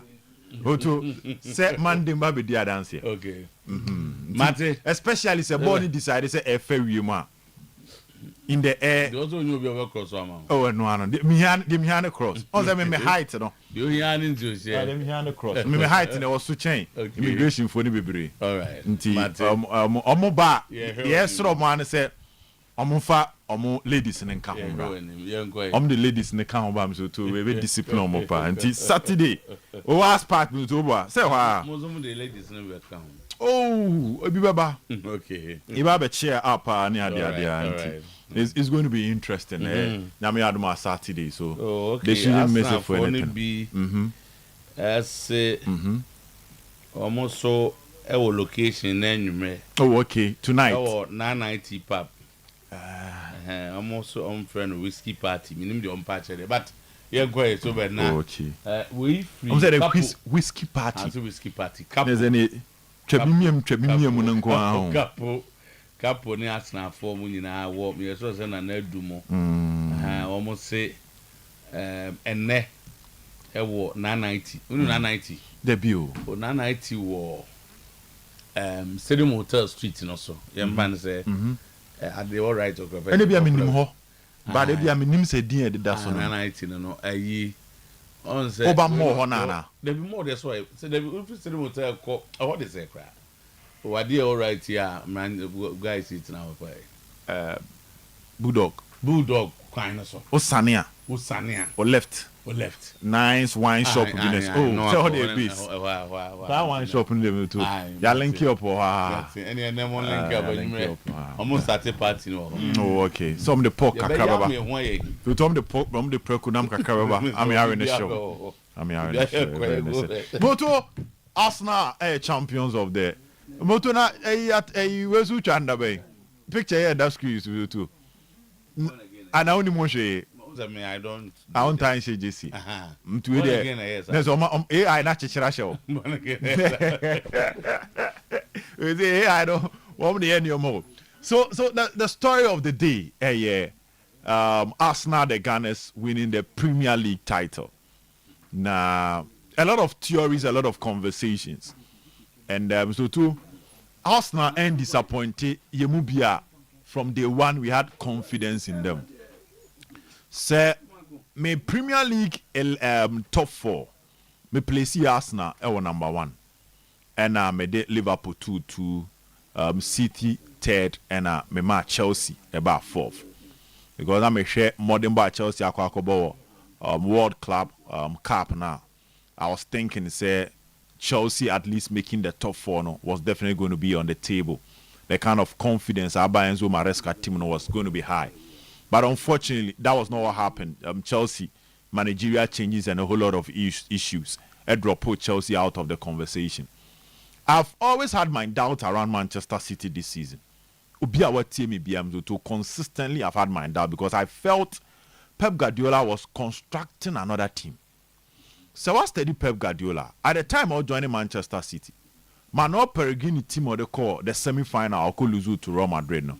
Obenya Joe Hart, Bakary Sagna, Gel Clichy, sometimes Alexander Kolarov, na wenya Eye Mangala, Vincent Kompany, Otamendi, Fernando Fernandinho, Yaya Toure, Samuel Nasri, Gabriel Jesus Navas, David Silva, Kevin De Bruyne, wenya Sergio Kun Aguero. Into Pep Guardiola buying the first Premier League title of James Tutu, majority of these players will be John McQuine. Joe Hart be Kwama. Ederson ababeda pun Bakary Sagna Gel Clichy Alexander Kolarov mzo mu nyina abeko abakofa Mendy from Monaco no akwakofa Abrante fan Kawaka from Hospes Otamendi company beto aso support from John Stones middle no Fernando beko amaka Fernandinho Kevin De Bruyne David Silva or the Bernardo Silva ababeka Leroy Sane Samuel Nasri Raheem Sterling and Sergio Kun Aguero. That was his main squad. So, Pep Guardiola at the time now no budget treble no. Now most of these players were John Mokwai. Now Vincent Company ko ama Otamendi ko. Intini ababinya Ruben Diaz. Manuel Akanji. Before that krano na Emerick Laporte aba. Laporte back no Danilo beba one Cancelo beba. Kyle Walker will still be around. But not changes about Manchester City team no more pa. Middle no the John Stones babe kan Rodri ho. Fernandinho efru ama Rodri aba. Kevin De Bruyne was still around, but not David Silva, Kwama Bernardo Silva aba. Riyad Mahrez ababa be replace Leroy Sane. Raheem Sterling ko ama Jack Grealish ababa sini na mu. And Sergio Kun Aguero ko ama El Hanan aba. No to say sa squad no. Any Manchester City team ni nyepe. So the entire starting season and I mean a lot of odds into Manchester City so near say Pep Guardiola now go through 3 phases of transition. The first one now me boy you know after so Giuseppe Pellegrini, the treble winning squad and the new squad that is built because the treble winning squad had Akanji. But this current Manchester City team, El Kusanov, El Magehi, any Akanji build. This current Manchester City team, John Stones, any starter. But the treble winning team, John Stones, a double pivot with Rodri. Or assistant Sadia no. Kyle Walker come Matthias Nunes aba. Edison call Amadona Roma aba. No two left back on the changes abama Nico Riley na abeshim. Now Bernardo Silva, Rodri, sometimes Tijani Randes based on sending no predator. Nwenya obi say Ryan Cherky, new face. Nwenya Savino on the left. Semenyo on the left, Jeremy Doku. Into a move from Raheem Sterling to Jack Grealish to now Jeremy Doku and Haaland. So Manchester City team never be a transition. I felt that the transition and now Pep Guardiola eba you know. Under no circumstance, now no be coming anywhere close to the Arsenal team. Now let's look at Liverpool. Now another reason Tia Mesaka say I don't see Liverpool winning the league, despite the fact that last season Omu blew Obia out was that the Liverpool team no so now here restructured. Alisson is imposed. Ibrahima Konate with Ayer Van Dijk. But not changes about left and right, which was a key asset when it comes to Liverpool attacking game plan. Because now Abrantia, your friend Robertson is fading out for Milos Kerkish. Right side, Trent Alexander-Arnold ko ama Jeremy Frimpong Eba. And that alone was going to have an issue with the balance and rhythm of the Liverpool defense. Midfield was intact. But the key issue at Liverpool midfield was that record signing. They needed to create a space for him. In between McAllister, Soboslai, and Gravenberch. Now attack Luis Diaz. Darwin Nunes Beko. At the same time, Diego Jota be free. It's now we share Liverpool anymore so now. Nature also Hosono Beba undergo another reconstruction with Isaac and Ekitike. Then Mohamed Salah and Cody Gakpo. Into Liverpool team no sha. No me tutu mu shishene foforo. Send na Manchester City team no so tutu shishene foforo. But the Arsenal team had consistency. So our Arsenal team na too. There's no where David Raya is leaving. Before the season started, it was going to be Gabriel and William Saliba. With Timber and Calafiori. Omane bebo. Sometimes Ben White bebeshim. Into Manchester City Chiroha, Moto Kusan of Aba. Let on the Magehi beba. Nico Riley iba. Donnarumma abano. Liverpool Chiroha. Milos Kerkish, Jeremy Frimpong abano. Arsenal Chirone intact. That was one advantage. And that is why Arsenal were 19 clean sheets in the league. They've not considered a penalty nor a red card. Defensive solidity, consistency. Now in the middle, Odegaard was staying. Declan Rice was staying. So the only new face Arsenal Finfi was Zubimendi. And Zubimendi Otuo, the man common here say, this is a player no new Odegaard about that. So for him to quickly settle when playing with Odegaard was not going to be an issue because only Dada. Then look at the Arsenal front line. The only new face was going to be Joe Carres. In so check it teams now, Preno in Chelsea, in Manchester City, in Liverpool. Arsenal were ready for the season. Let's not forget that Norma Bahon 3 times. Second. And they had some fine margins to fix. Arsenal need total reconstruction of their team. And that was the key element and the key asset for Arsenal. So it was the writings was clear on the wall. na ya tura gu wall no dada sa fi we Arsenal fe and indeed me to omo live up to expectation ma won say nkofo kan Arsenal I recorded 1-0 in almost 11 matches. Yes. You see, there are stages and what you need to do. You will stage behind the SOA. Moto, you will be oha ochi ka kese pa. Babet me dru eye kokwase moto so park car no na afa moto. Kokwase. Na me ka se obet so wo tu kwan. We can't come up about duru kokwase a. I saw the motor rura. No, yes, motor was a man. Going now go do go. Oh, the car and now Yan say, Ubi Audio Cuckoo. Hey, what I say, Cuckoo farmer. No, the car could do cocoa food. Won't be vacant into us. The can oh, saw the can of cocoa food. But could do cocoa for never so rura cocoa numa. Won't be vacant in rura. This offer motor an alpha bike. The point I'm trying to make is that you can have a solid team, but movement to be out the SSA. I'm just 9, SA1, oh, yes. 11. First time I'm in TV. And they are complaining. Oh, Sky Sports and other people. I'm also checking goals. Good. And now make a chunk of one. A brand now Arsenal Bruno. It was not a movement for being flamboyant. It was a movement for resource. Because Arsenal have been flamboyant in the past. Time I just say Mourinho catch us and Wenger saw a specialist in failure. Now Arsenal about true beautiful football. But they were being bullied at Britannia when they play against Stoke City. They were being bullied at Villa Park, at Goodison Park, because of the star names to turn on board. Wow. Inti Atete who say sometimes to become a champion, you must exploit every aspect, especially within the framework of the laws. Into being introduced to excellent set pieces. Because for say, Arsenal used to set pieces, but it was not against the law. Among for try so moves, they were rather attracting fouls when they decide to go and stand in front of the goalkeepers. Arsenal and the Bahai. Yenya Klopper or who said no more day or compete with Manchester City or confer a throw-in specialist. And increase Liverpool's keeping possession after throwing by almost 50%. These are fine margins in the game and exploiting every aspect within the framework. Okay. People must just give credit to Arsenal. The season at some point in time was difficult. Carver be pra, Odegaard be pra. At some point in time, na Timber pra. At some point in time, na Bukayo Saka, the golden boy pra. Within at some point in time, Arsenal were struggling to truly get that connection, especially the front line with Joe Carres. But he came back and delivered. After Eze Enya hat-trick against Spurs, almost 10 matches. No assist, no goal. But in all these difficult moments, Arteta hit me bounce back. So we are asking ourselves, is this going to be the beginning of something special, of the dynasty now? That is what is going to happen. Because the Sir Alex Ferguson dynasty. I also 3 times. The Manchester City, dominance. Liverpool the by Besa Tekoe. But Sabre the man come on here then say Xavi Alonso or Babe take over Chelsea. The Chelsea team don't have that trophy winning mentality. Xavi Alonso is now new in the Premier League. Moto Carrick Abem. People still have their doubts about Carrick. So I stadium come on.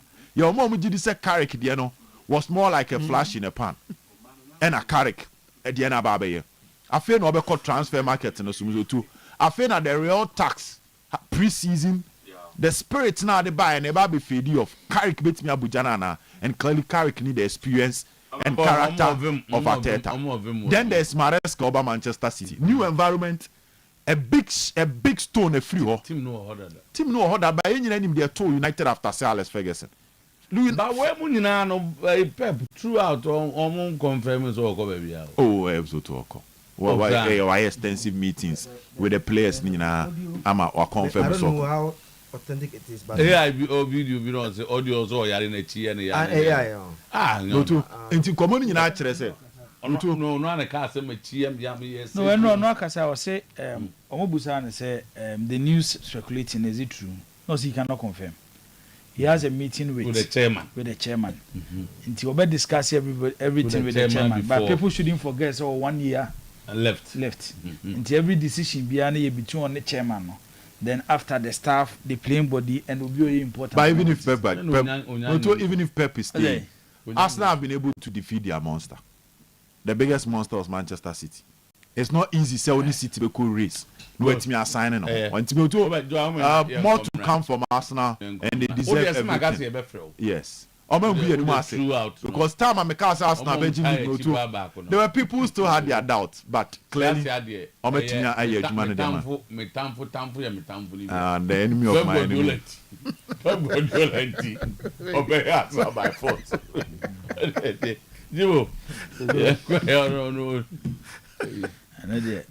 What the ye?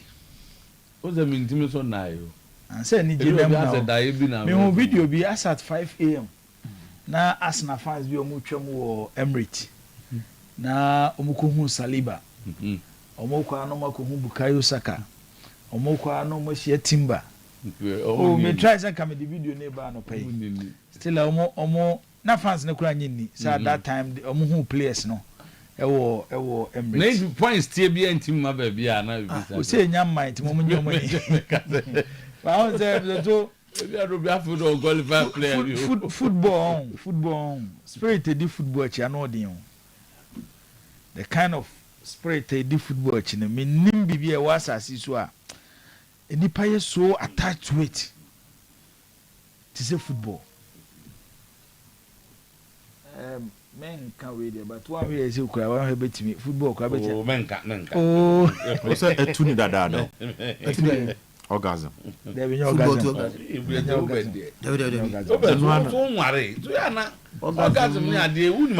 But the edikan bema boda me Arsenal supporters my idea. It's not easy to wait for 22 years. They say ebinum 13 14 ateti amafom ru ahodo amafo okuru mo edu point bi kwa na believe ni hobiem nti to wait for 22 years and say na we win Premier League title no so it's not that easy.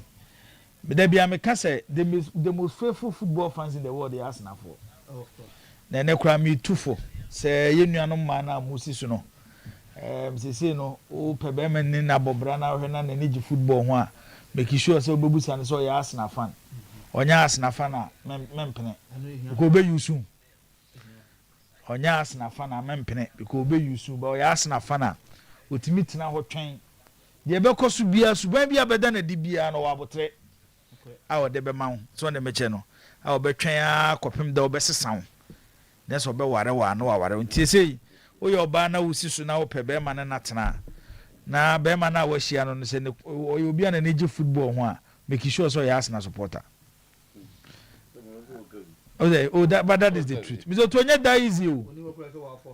O dey show rivals within this period o ma win Premier League. How do you feel? Now you fan unji bi so still so wogidie. Say no more keka. Almost okay keka. It come back to how baby Mikel Arteta for Arsenal. Arsenal appointed in December the 2019-2020 season to Arteta first meeting with Arsenal players. And I was turning kunya wo nyina senka kunya etisui. Na Arteta butu ni nyina de asifom. And he asked the players, ade na amaye na sekire ne sei obi antimi ansa se wo ba ha ne nkonya ne butu nkonya na anam zoto edem ha ye basabasa eche say a total mess. That was how Arteta described Arsenal situation that particular moment to Arsenal players no. Say everything surrounding the club they are in a mess and they need to change it. Obaba to a football club emotionally, all aspects of the team, there was no structure, no authority, no collective mentality. At a point, our supporters couldn't believe. Said the Arsenal here under Arsene Wenger, Arsenal. It's in the first season of finishing 8th. Then the following season, Mzoto no said the 8th. And he near Kwe. 8 to 6. Of 8 to 6, 2, 2, 2. There be 8. Season. So about December. And as season we 8th. Ah, okay. And then the following season the 8th, which was in the first full season. And obey 5th. Into obey 5th no. Namzo to obey second. And this was about first. So on the match no. Enti obey 2 a dressing room Mzoto I had disconnected. 2. The mentality of the players now is so soft. Like I said, the atmosphere around the club was empty. Remember about that kind of crew. As at 2019-2020, when Ateta took over, we believe our Arsenal we say we do point B. Share the standard and Pep Guardiola and jogging club more. No more setting the Premier League. As a fan of Arsenal, now what they believe in is Mikel Arteta. Everything the Arsenal be do stage way. Oh, so one day. Neither one day. But the competition level. Yeah. What if a season we Arsenal League, you know, a drew point to be. So no one you believe the number of days and Arsenal occupy the top spot of the Premier League. No one you believe a drew stage be, especially after City Arsenal 2-1. No. We are fan of best at Shiki. Hey, Man City for no yatina wa mo masa abechi. Pep Guardiola team. Yes, and to beginning of the season. And it has really for Pep Guardiola. Based on how Manchester City fared last season, they were third. Meme Kawa has said, me who Guardiola work on the lowest point as a coach. Now what me at 10 tables. Club will be a no coach before Manchester City. Time be a no free will make sure that the stakes are high. Was set a standard be. No free ho. On chairman and nimu mwase. And son will free ho. But then Manchester City shas na 2-1 no. Remember what we ask na fan ayembe show. Guardiola and answer baby me. It is to pass through all this process. Share a good point be. There were certain players to na Arsenal fans for masem. And you cry the one no. Should be to say Aubameyang. Should be to say Lacazette. Should be to say Granit Xhaka. These were players to say eba individual talent. Untimi ka say players wo muni bi. But in the process of building Arsenal to become competitive and no more the Premier League no. Now he needs to sacrifice some top stars. Yes, they are talented. But no, the Mikel Arteta penny baby of us all the Arsenal do no. That's how players need to be for Mundu. Sometimes in the signings, there were question marks. I'm not I don't know about player we. So when he met Martin Odegaard, make a Odegaard interview me. Or see Arteta share no 1-on-1 before convincing a manager joining Arsenal. Also Odegaard no a cool loan. I could a good season at rest side that. Now only in the good books of Carlo Ancelotti. And no at a certain point. Can you create a problem between Ancelotti and Florentino Perez? Because Florentino Perez saw Odegaard as the next Luka Modric or Mesut Ozil. Or sit down with share Mikel Arteta no. So to how Arteta described the project at Arsenal to him. Crowds about the winning nobody was able to convince him that like say the Mikel Arteta here no.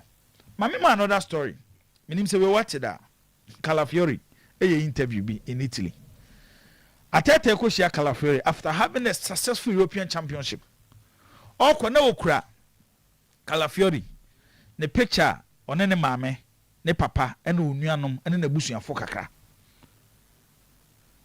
Nti omotena se omudi nkomo na no na Arteta show picture ne de che Calafiori. And the next thing Calafiori business hey na we do nya na way no say anya ba bia mnya na important. May try to tell you say the OC family no. I'm also building a family at Arsenal. Come and join. Ubana ube kan humbia. Enye different from uwo Italy. Will share obusuafo, ube share girlfriend, ube share mama, ube share papa, ube share sister, ube share nuabema. Look at how he convinced Declan Rice. And then a mass na tree as 120 million for Declan Rice. Enye because of nane bo no kwa na obo no obidoto. So we share Arsenal midfield before Declan Rice join the team now. one thing ana Arsenal lucky as a club eye midfield am to or the consistency beba show me Declan Rice how many times on Mexico games Arsenal midfielders why not what the fighting spirit of Declan Rice when things are tough Declan Rice eye play am to on the pitch or showcase say on accept defeat in every single team you need such players. It's offer Declan Rice no na ope player other players no ejina ho no mo hwe na they are branch yi de SCS ye bi and odina mun kakran and they am to look at how he has built the Arsenal team and they were building team time obefa Arsenal team no so even when it comes to positional play now we share Arsenal no be abone there how players even interchange. You are criticizing no. At a point he was using Thomas Partey as right back. And right here, Arsenal Kobo game against West Ham. At a point no you should Declan Rice. I will solve any problem. As a right back. A do difficult moment. Zoto should you see be Louis Kelly. It's what building a team. And they, whether you like it or not, he has changed Arsenal. You can have issues with how Arsenal bought this season. But what are the last 3 seasons are? Bloto OSBT be the beautiful football Arsenal were playing. And that this season any core resource. And he had that belief because if you are creating environment, players will believe. So they can compete with anyone. And they Arsenal team called Santiago Bernabeu. There were venues and Arsenal core and to players. Let me break it down. For me more. Arsenal team standing toe to toe with the best big boys in the Champions League. In the Premier League, team standing toe to toe with any club in the Premier League. When Arteta took over Arsenal, 2019-2020 season, the second season, the third season, that belief was not there. Eti adia Mikel Arteta aye ewo Arsenal no. Bema boda enye adwuma ketwa. He has changed the whole Arsenal environment. And the leaders of the club, enye gidie ewo Mikel Arteta mu. Say, enfa woni de besibia. Let's trust Arteta. What he is doing. Yen support no. Onye player ni akofa ba. And there's Arsenal player. Now Arsenal co-player no ho. They are able to convince the player. Gyökeres. Look at how Arsenal fights Gyökeres. It is anyomani nyina coach and din Eddie Mikel Arteta aye no. And the Arsenal be do baby am to no mo ejinen. Eti Arteta zoto one thing amaba je ni say before ube create a beautiful environment no you need some level of stability and some environment in IFA and sometimes you need to take harsh decisions. Make ada na ayi Aubameyang no ko adala Lacazette ko na Arsenal fans entiase bene who care about Aubameyang why the fella Lacazette ho Arsenal a Premier League winners until sometimes to say ya na wo fa o say why they go 13-14 Manchester as a 4-7 now okay Manchester 4-7 now. If you're a big club you cannot go 13 years without the league. There are a lot of examples to you bet me yes and no and a man Bukayo Saka the first debut at Arsenal. Yeah, but he made it. But look at how Mr. Tua build Bukayo Saka. It's nay obi to say Bukayo Saka. The standard I was setting and the Arsenal fan is so confident so bet me the Bukayo Saka at all say player be also doing Bobo was as to be Arsenal fans so much to the Bukayo Saka. It's just imagine say we a young player in England. Now Mr. to Arsenal Academy now approach you. Coach or Arsenal senior team Mikel Arteta. Now see the story of Bukayo Saka betu anima. As a young player, you dey about 2 obusuan for anima. Obe reject Arsenal. Won't you reject Arsenal? Financially the club is also strong. And they Arsenal Mr. can compete with any club on the transfer market. And they about do stage. And yet the days not only one club and they got the opportunity to sign big players. and that's Arsenal and Manchester City Tijina, seems to Tomoko player. Arsenal will have a say. Arsenal and Manchester United Tijina, Somoko player. And your former Manchester United, Arsenal and Liverpool Tijina, Somoko player. And then I would convince player and so was any. It's a Jumana Mikel Arteta, Ababeyewa Arsenal, Mr. Two. Yabewana Baso. Sometimes a year so benyabo tre. So, and Ayana a yes, Mr. Two. Your best sacrifice immediate success. Immediate money, I perceive a GBB and wait for the long term. Shall the Arsenal team so true? Nafa Mikel Arteta first 3 seasons, Nafa the last 3 seasons. The first 3 seasons, if. The last 3 seasons, we wait free war. What the this year they now are in the second. So let's look at Arsenal in the next 4 years. We are sure say Bebo Premier League, baby Arsenal Gina say no. In the next 2-3 years, we better account Arsenal out of the favorites to win the Premier League. We better me IS idea. No. And what Mikel Arteta has done at Arsenal, Bema Boda. Esaba so body kese IS ye bona baso. Mo so my idea say dem kan no manya abotre, manya otwen ho mama na. Edu point bi na maboma bu. Ye kura be kan bi say. Yes, ye kura be kan bi say edu stage I say move to the next year. But ne ya Arteta prove ye nyina wrong. Same so too. The kind of trust Arsenal nya woni mu and baby what the Arsenal do no. He has built a team a betimi compete on all front. Premier League, Champions League, and the FIFA World Club Cup, Arsenal can compete there, and they can compete with any club. When they check more progress in the Champions League the last 3 seasons, quarter-final, semi-final, and no more final, and yet different from what Omar achieved in the last 3 seasons of Premier League. The last hurdle is to give Arsenal their first Champions League trophy. Okay. And it never happened on the 30th of May. Hungary. Tiano and the train Mikel Arteta. Congrats to us. Now my idea 22 years is not easy. Say no, the competition level no keeps on increasing. Number of teams or more opportunity to win the Premier League no so to increase. Unlike recently now, now Bejina Liverpool and Manchester City no. See as another club. And they were by City and Liverpool in the club of friends Arsenal. It's to join clubs no better win the Premier League. So too, it's quite difficult. We are not in the Ferguson era again. You need to work hard. Arteta more resist standard no. Until say you know you be to baton amamo. Say Manchester United after they say Omoko how many years?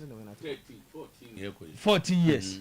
14 years. 13, 14. Said 2013. Because they said the standard and they see equal. Yeah, so I can be 4 or 5 years. Now, we increase more, you know. Munya GD, Emma coach me, Benya Morin. Now coaching changing the Manchester United environment. Oh, but so already carry Koidia next season. Next season, some things I can't have on your points in Obia. So if it's to continue, what I say, and we are told that they will sign. I feel never know they will sign. I feel never heard the power. That's the story might not be different from Arteta. You know, as Arteta came in December. Okay, yeah. So the pick up. But we the also no buy, you know, and no move Manchester United to 3rd position. It's a matter of having trust. Say be our supporters. Ebenya GD be next season be Manchester United to be more be default be. Be as a key to Tiono. There be Mfongo. No, you need to change a lot of things, and there is a character way. Also, when you weigh up or Manchester United, it will do a lot of changes. Every crana player beer or your favorite player. Obet me in the Sakano. It's in America say or be no sacrifice the short-term success. Ebi I will open any money. Plans. I feel no character so bad in Manchester. Say you do more on power, but managing. I saw managing ordinary resource and one managing one. I feel na carry so bad in Manchester, but a quite had been built. A quite before so in Manchester. I bet it's at Tetano, and only baby a union I ever train. Okay, so tell me, Zach, it's your boss. So my idea. I'm just 0. I'm gonna say he's in a very good mood. Hey, 0 is in a very good mood. But no na. main, also a main part in a Sunday. Okay. Zero can chief organizers. Yeah. Oh, the zero there, zero count. And we bear no sales pack.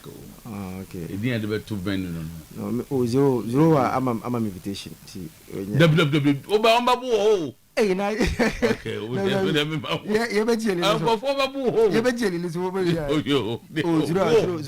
an invitation. I see how. I'm for me. Loto, I brand here, who I brand video now. I'm ask now for my brother. On a video, I'm ready to remember when we are now. Koto Don Simon. The Organa, yeah. And Koto Don Simon, and you my boss, yeah. Also on that. No, and any Jing who no, or Jin and Nisa. Now, didn't you mean to me you can't begrudge this man? The last time I now won champions, that dear team, when being groomers in the no movie, no me, sorry, Edgy League, no, DSTV, no movie, as not show matches. Who's going on? One shot and shots now, time upon when you know, for something plazo. But there been but ocean on hands, TV no, DSTV Nukroma. DSTV is not here.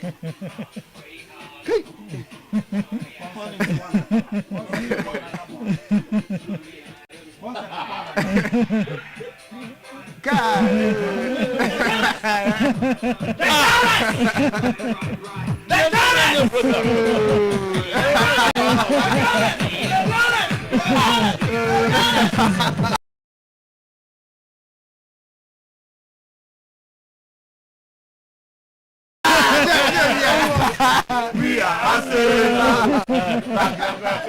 We are Arsenal. We never. We are Arsenal. We are Arsenal.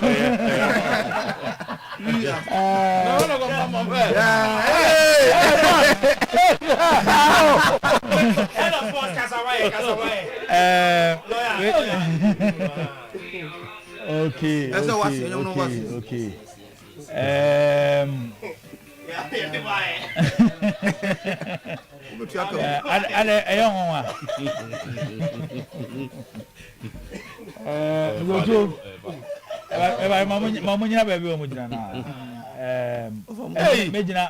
Major sports team as the head of sports. Now, you present cake at the amount. What's offer? Every time say na ni dia ba. Yentimi nya ma won celebrate. It is sports department in decide say the cake any champagne and the bro now all they celebrate Arsenal victory 2025-2026 Premier League title now. What me agent baba for no to us na ya vampire say on be winning the champions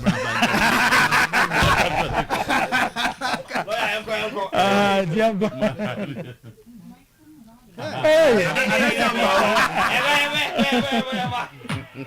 We are Arsenal.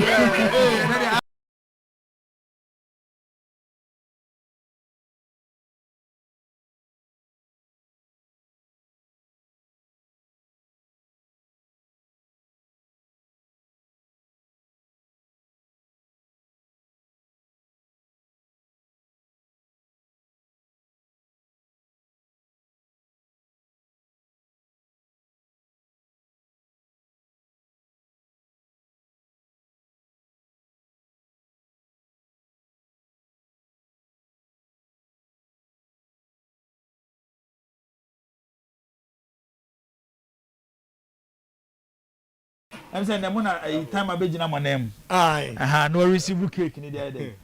Amamo. Enti amam so the request. Yes, this is the cake. To bet ya pajama amam for nyere nwa. Pajama obi e mbacho. We are from the sports department to your general manager and host of today's sports. And all Arsenal fans are to omotawo your passports achi ye gina so dia ma ye general manager titiri no wona ye dey ma for the kind of excitement what you ba Arsenal fans omo wi ase nyina say and I'm for the message but so mo be hia asem ba ko from ho after mo win the Premier League no it is over tia hold cake na the message ne dia ba anti ne baba betia so mama no ha na cake na o masem. Oh, I'm saying can be chiro. I was say that massive. No cre asema aka nyina ba akure no cre pa. It's not easy supporting us now. Yeah. Do baby any more thing. Na we needed this belief. Say who say the cap yi. Enti no ye da masse no. You invite him Rantana nom say as na cap. Omo mra munya omutim. Say 13 years, 14 years. Utim ntimi nye hia. Dai na brass na say I trophy winning team. Yes. Say so ebeto aso. Ye bejeje akwa.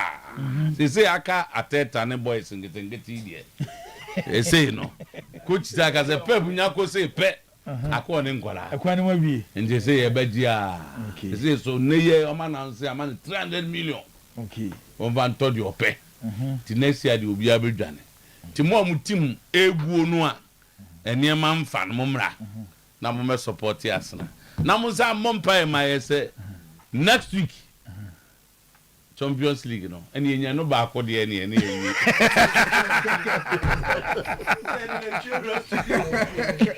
Eh, you were that was it. Thank you very much. No, I Arsenal full cheap papa. You don't. Bendalo say Arsenal. And then Bendalo Real Madrid. Oh, what's why Arsenal? Onya Arsenal ni oboa. Hey, Bendalo nya Arsenal ni. Bendalo nya Arsenal ni. Bendalo nya Arsenal ni.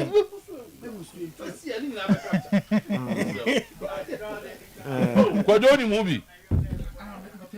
Okay. So like you have to understand the excitement. Good. Thank you. This part of word, you know, when Arsenal last won the league,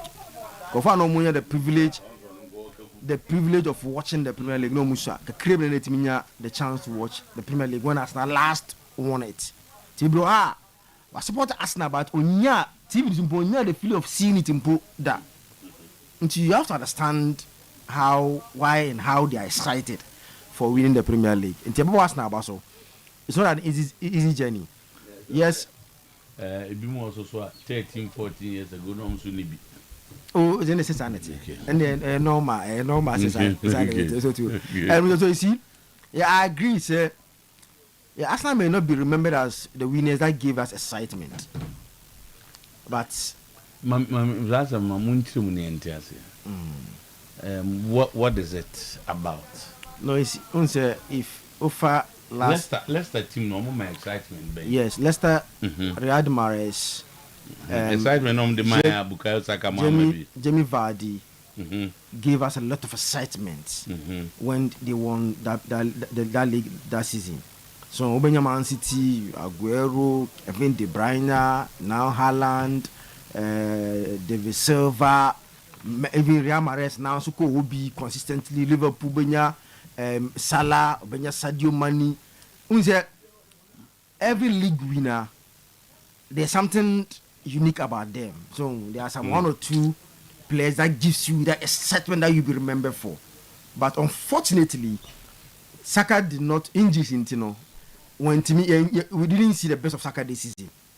So excitement in the pinch no but as still my what say mean by mass na farmer. No, you see, is it in terms of possession during football games? Is it in terms of goals? Because I've checked all of these. Arsenal and Arsenal have scored 60 and 69 goals. Okay, so in terms of goals, they've scored more than Bibreya Munke. Defensively, they conceded less goals. Now, in the excitement, I know more pen on the dear. Look, this is a team like I didn't get you, but let me, Mami, 1 minute. No, it's good. Arsenal had a strategy. So, you need a strategy. No, yeah, it's true. Okay, so they put up some 5 areas. One of them was what they call what to do with your defense, how to avoid unnecessary possession. I'm saying no more canon. They're not some benga bonwa. Yes, FN. Me what? Me excitement as Alex Ferguson the Maya when he was winning the games. Oh no, he was. Nobody saying. It's the excitement I'm making. They have a possession. Nobody saying.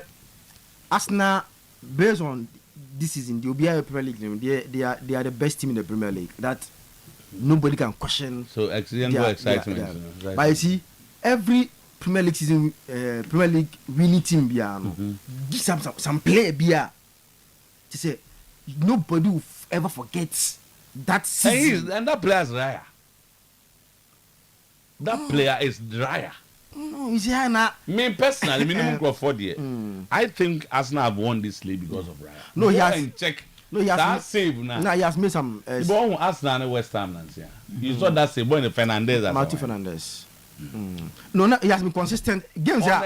It is our play, and also all pitch in the Subi. The games now, Yamoka say 1-0, close 2-1, no. If you check Raya saves, Arsenal now win now. You understand his importance to the team. But I won't say the amount of Bonnie Dinier. You understand why I say goalkeepers are too underrated when their contribution. I bet normal in football say goalkeepers they are underrated. Their contribution. Do you admit Arsenal this season were the best team?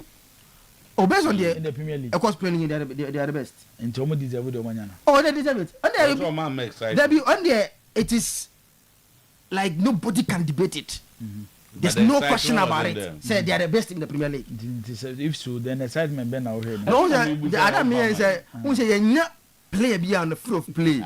Mr. Raya. And nothing you see today, Arsenal in terms of player or behind say, and they say if the Premier League player of the season will come from Arsenal, then it will be David Raya. But the outfield players, and because Rice was a midfielder, because Gabriel was a defender. I'm sorry, yes, Gabriel did very well, but not to that. You know, player of the season in Como, yes, even on count. But he's nominated. But on players of the season, that's not 4 players. Three. Yes, after they have Rice, Gabriel, and first David Raya. He is that kid too. So, but some I mean, so when you know, players, you know, more park and also, say the favorite is the goalkeeper. So, the favorite, you know, very, I mean, just see as I mean, so we want to as a supporter, you take David Raya. Into only exciting. The ball of course you free pool. No pool, only exciting. They don't give us a lot of excitement. So, Barca deserve their victory. I'm getting me at Kakra. I didn't understand the argument. Everybody has a role to play on that field of play. And it will be playing a role ye, many team young good results. How do we go here? What's on your account? No, unless until we change that the mentality. And those who make the laws. So analysts. No, we analyze change their mentality in mind. It's a bad thing for that mentality to be changed. And yes, there are but and let's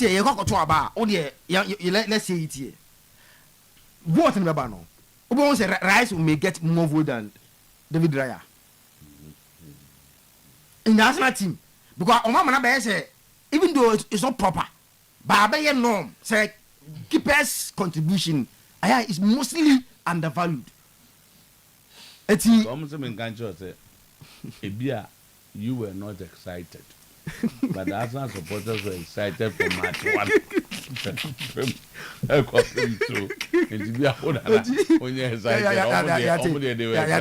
But I hope so.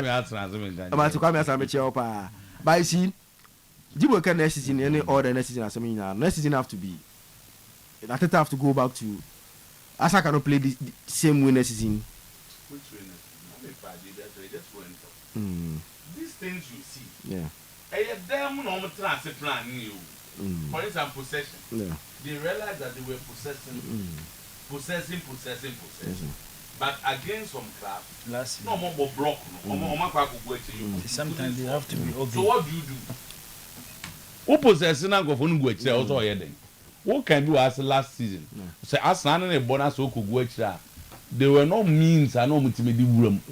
So let's use that ball situation and corners. See ball corner na.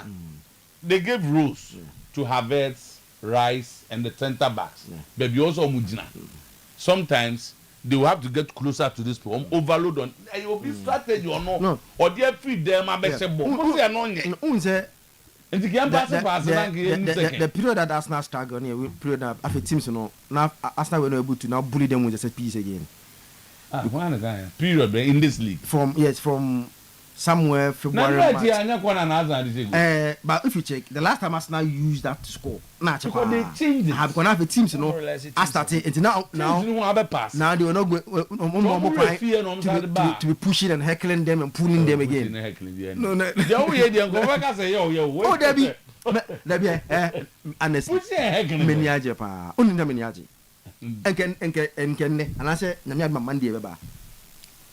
The way Jibon go we talk about Pep Guardiola. Oh, if Pep have won this league, the only assuming me, and a Pep Noy, and no way, and on the three fletcher, and Wabe, honestly, and the puppet, Pep Guardiola, because Yasuma G. Nankafe the Pep Guardiola, and the greatest and away. Is it the same Zakito who heard here? Few seasons ago. Where David? One for Master Okasa, man vote you. Said they who can be here a clean sheet. Time of some changing. My boy. Honestly, my boy, papa. Say papa. Arsenal League no magic. It's in Gaffey Pep greatness now. Now all corner one now is with two trophies. Oh, master. Yeah, can league.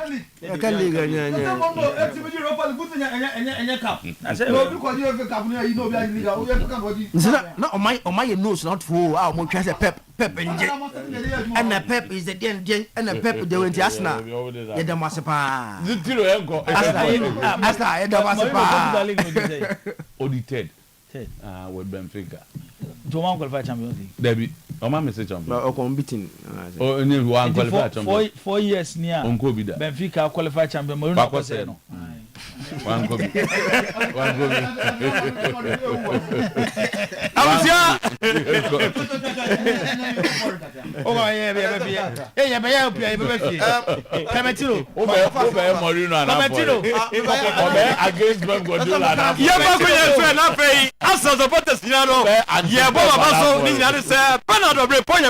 UK was so when he jump papa. Now we are some supporter the next so we give you say Pep here where the best. Ebusia ya gina so ebo abasu nyina no na me ka wo say emfinhia be say adwonuni o wo betie say tenatet omu aduro hey na company be na be jane na so be say 20 years ni akire award there seconds bia no moje efra ene me kan tenatet vinakel e dia mawo medical culture wo say wo ba ubunsa na wo bonsa no ensisi suye sebe asentu fini bi akatre ni nyina no e ya de daachi bi wan hwa wo benya sunsanso bone e wa akire e ma no mokwa mon kanche obiasa mo tenatet venikel unya bi wie pa na fei ya tenatet malake ne dia e ya sin 2003 ene dedro yi e dia ba ye na Ghana ni bia wonu bia hu se typhoid 9 no so de bia rada obia wonu bia hu se why you my den wa breast stress why you go there no what do I no wuti gwa gaga e pa cho wo dia e tenatet malake no ene ade wo hia na tie ne ye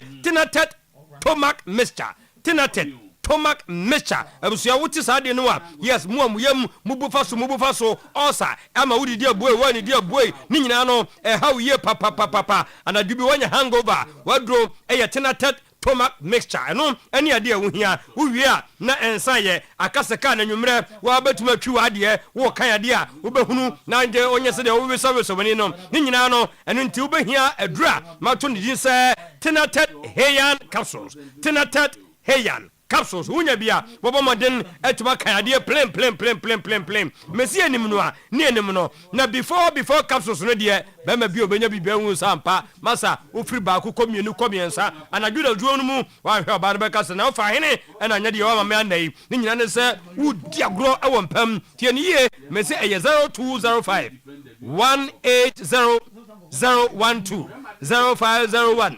619 871 nuonya Tenatek Marketing Company Limited wonu pami enuba se enum a mediama we bi etimi ato phone de eba kope ubowura Infinite shop bia no a kofo krokro bi fleze eye Infinite Hot 70 phone kra ne fen eye slick. Yes, now the design kama eye ntententem ya dia esi apa ubo ya apa ne ko ne battery no ho din TikTokers no modia no ene AI nyema yi wo pe video ya onyema wo ko ho apa ne gugum kama o we ne sa ebusuete niye ne camera no efa papa ni da ho chengo storage ne die da ho eso nti wo videos no a menua menso bomodem na kopa bia na nyema enkoyie medical culture say bomodem speed star and also reliability no adwuma nationwide Infinite shop bia no wo say Infinite Hot 70 ano ene ne ehia na nyema akoyie camera die efie bia sesei ebia ko wuram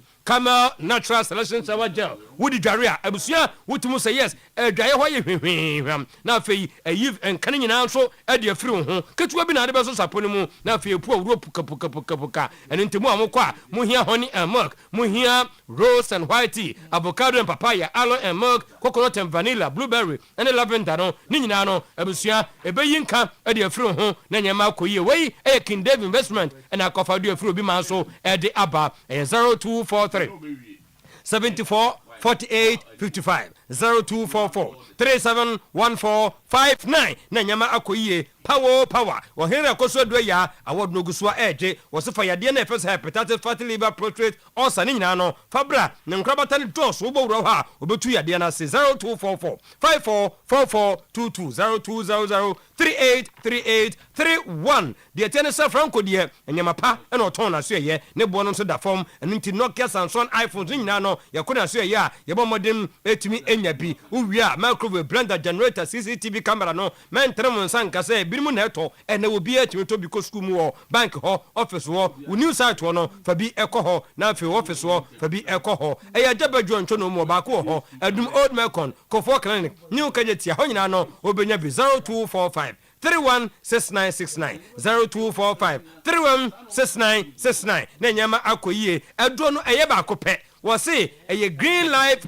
Hybrid Limited and akofa bibinito maplas e de ba all sane de ye mane ntete nkofo de biara da all santi obi wura ho no ho saa o tinu so de biada ben na all say be free me so eno nti e de ne to ne yema pe na obufa so eno nti wo say ne the whole day we need ye wo de ye peptic gastric duodenal stomach ulcer wadro no e bibinito maplas wo pemfo nka ho akrone mfia to afia sia ono so nka ho ma oba enufu a wo so wonka ho ye committee eba ferments apme apidang lenda heba e otakwa promise heba e wo adunha yai sanso and a tribe of Judah and also wo dependable heba bi wo ho uguram e wo Enkradebita pharmacy e wo ho 0541 337 816 0256 431 200 PBL yedi kaka cho sana montinti bia bewe aboboa no memenda ye ena enenti ne akuku dam yes IGP nanu nyam beta adwuma de achi saade a yebenya prison for ho immigration sanso and a police service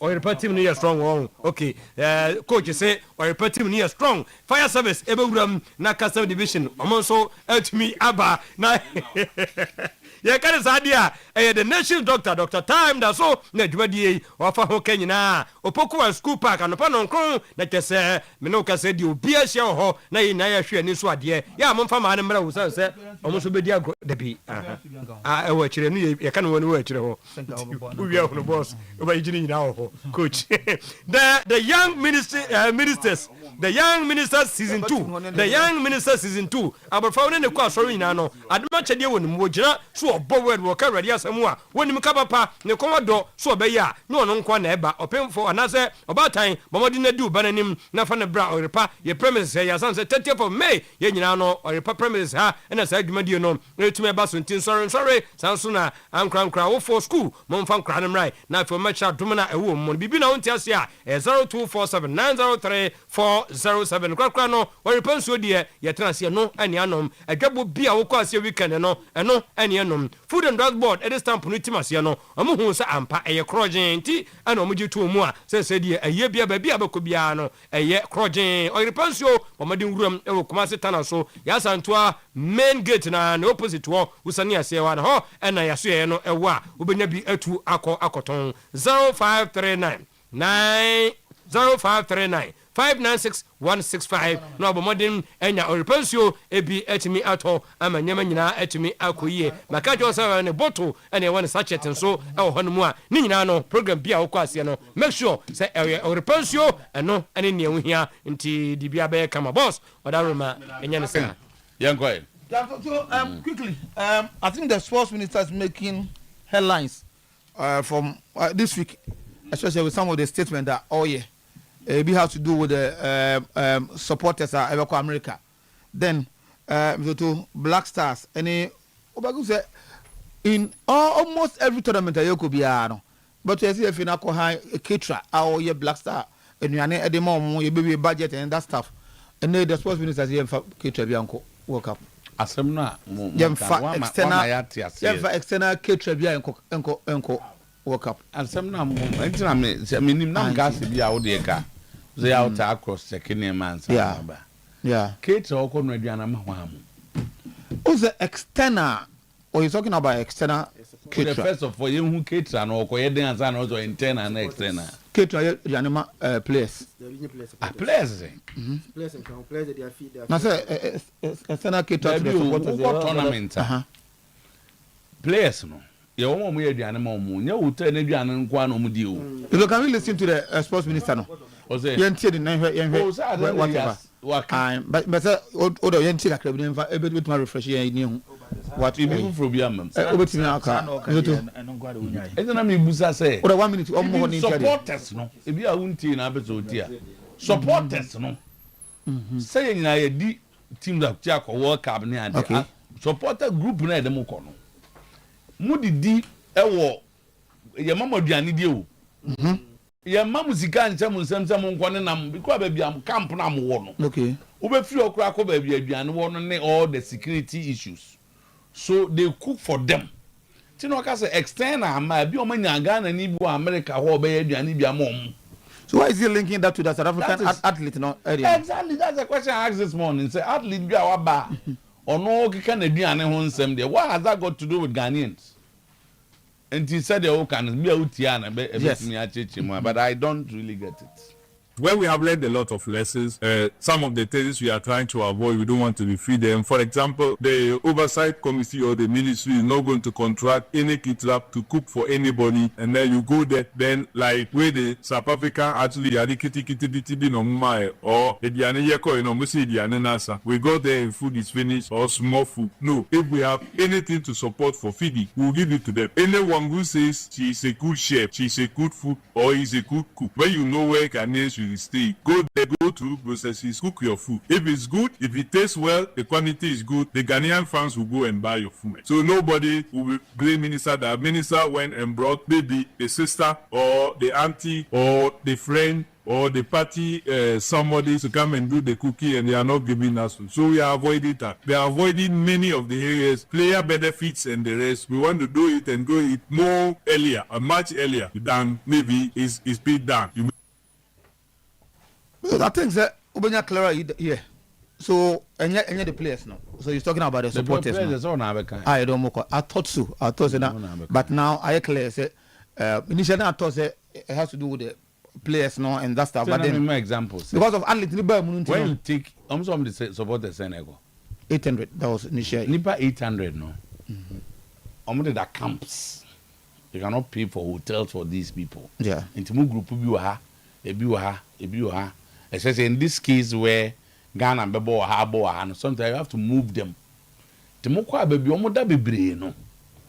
why na ekoto aduane wo yin say man pie wo de man say Ghana akra ubetie si adum no akoto aduane ana den so you were dedicated we be enu aduane mamo mu didi anopa awie anwumre nto the room number na bibi no akoje aduane that's what is done in the say no so mo mfa bia anko no sika na de be ma no now sorry I would akopa aduane edi aba sometimes transport. What about ABI in the US or no more? ABI they will contract for caterers in the US or for them to cook. And then go Ghana ni na kofa America caterer no. There's a board with you.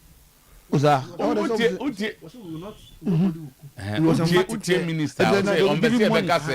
Minister akwa kofa ni nua. Ana akwa kofa ni bibi. That's the reason oh my. So that then tisadi ayen go fo bi ama. Let's see what happens. So if those distributors will be okay for them, then I think they will be safe from Sanema. Ghana, dear, we are fond of doing that. It doesn't matter the Obeku, and you will be there. Or make a headline out of that. We'll be also protecting integrity. The minister here, I think he's trying to move away from the previous ministers, how they conducted themselves. Okay, yes. So and I want to believe that's exactly what the minister wants to do. It says, America, they say that you are born shut anything. America. So I want to believe that when you get there, I will support that. I will support that because exactly, for example, South Africa there are a lot of one South African journalist another fish committee it became a big issue as if the entire there were other issues. Remember I said Phil not so man and but it was only the South African guy, and it became a whole lot of complaining. Oh, that on a cop publishing there. See, auntie, there were a lot. Sekenipa bakwa. Senipa bakwa. Kenya issue. Because we'll be a car. Reference to the South African journalist. Obi also because you are when ya. Obi also any nipa bako. Captain. Okay. So to cut all this, to stop all this, Yamoska. Hey. And the Wabako for Adiato. None men also challenge. And what they know and they're ready to face it. I want to believe on my year, on my analysis. They can face it. And let's go for that. So Kasim Mengo. Oh, another Ghana for na prosper na te ogum. Sir, I was say South Africa na Ghana qualify. For the first time, Africa added 10 countries in the FIFA World Cup. Oh, that's an edited qualify. That is why or chance of third place in this animal. And prosper, doctor. Went to me at the Africa the 10 and they could walk up. Who did tell the work? When you Ghana and co walk up, yeah. No, because who did tell the work? Go in the Eastern Bush out of the West. Mammy Musa, who did tell the crowd co work up? No, yes, but now qualify to the Tinoco board 10. Say you run a system for no. And I what 4 groups. So they will just go to a friend saying direct into qualify. So that's it. It's prosper, doctor. 10 countries when you have Ghana and qualify World Cup, Ghana will not forgive you. Obey one of the players. Obey one of the on the coach be one of the worst coaches to have ever coached the U17 team. All the 10 opportunity for 10 countries.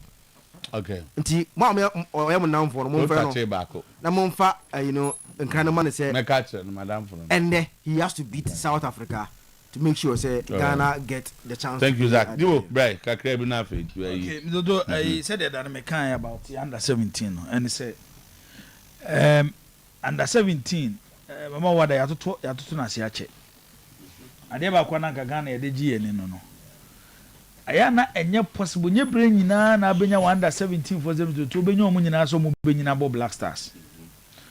But it create some friendship be between the players no. Ti uti kura ye na wunya be 3-4 bi. No mu be piem o senior national team at a particular time. It create an environment to said there is some level of coordination, unity among the senior national team. No. Until under 17 the nyoma bebre neba no more move to under 20. mostly the players are almost under 20 no ya na nche no mawura the senior national team menezak ya adwene and last time you lose to Senegal na meka wa ha say ene yen sheda nye Ghana coaches ni ye can some standard abafom it we local coach now your opportunity to coach any of our national teams are ujina homa local coaches nyina Dr. Prosper Natogum ene ujina ho e de Ghana local coaches nyina one he needs to win nya qualification kwa the win is so say convincing because just imagine Prosper Natogum and me under 17 for we uncle World Cup after say I expand the tournament no. So to next time, say every decide some go for foreign coach. Oh, you better no question omo. Because you no kwani local coach, you dey under 17 man. Yes, there are other issues. Number of times I change under 17 coaches. Obu okra man entra wo 6 months ni change no. But I think Dr. Prosper Natogum and also say with the face of your local coaches no. Because I say transitional team na start here juma. Master Tiejuma. Because the transitional team na start Tiejuma. Omo documents. Master Tiejuma. I just say Ejuma good news pal. Ejuma say we be are sorted out. Omache. Ejuma. Eno ana wo ha na na onia. Some akajo say from what I'm hearing no. Either by the end of the month or first week of June. The first appointment will be Pimo Kotoko, the director of football. Okay. Which a foreigner. Hey, sir. Yeah. Hey, I'm why I do. That's a Harini Pande in the Amam grabbing. On our producer man the buy. Yeah, train I who they be see. Okay. Miloto, Uzema Kase. I dear back Kotoko as a football club for a long period. Maybe I will ye, and now upon and I am upon some management in the field. You consider the business aspect and the football aspect. Concentration in your football. It's a better stage with Nesika be a problem. Until for the football aspect in your baby. Now for business aspect in this one too baby. Okay. I said, me and move boom. And when I make a board, yes, I'm saying, Bema Nipa me and some board is in. The last time on by board members of the club, financially contribute to the club. And young on class or music or the support to club no. A do time on 3 years in the soon you know Monsanco musica. Said the running companies are send a T-Hams to we general manager more you pay. A chinabi na jumani start to say a boka, Mr. Mabe fire. Eti a dear Namakotokoye different from companies you running or making profit. Identity so be the Kabasha club the man. A do time so welcome to Nisiko Montimina. Okay. Those are the questions. No, and to me, sure say, board here on my bay, but the ones Makase, they have experience and they cannot repeat the past mistakes. Say, na young fantasy as a board need the $5 million. They should get somebody at a point to $5 million and say, Bia, we had the size of the club. The image of the club. See a cotton about year. Okay, at this particular club in Niska, say you be here 5 million the amount. When are you going to pay the 5 million back to the board members? Thank you. More by the Maka Krebi now. Can I time I can say who are the members of the transitional team? Usually, name me or more. Okay, you're from Coachina. Okay, you've been all right. Oh, so right. You're two transitional team for no for sale. Oh, who young one go to into among emotions any hearsay. These are prophets. Professor. Okay, they are buying. To your professor from Media Guru Kruma Bruta.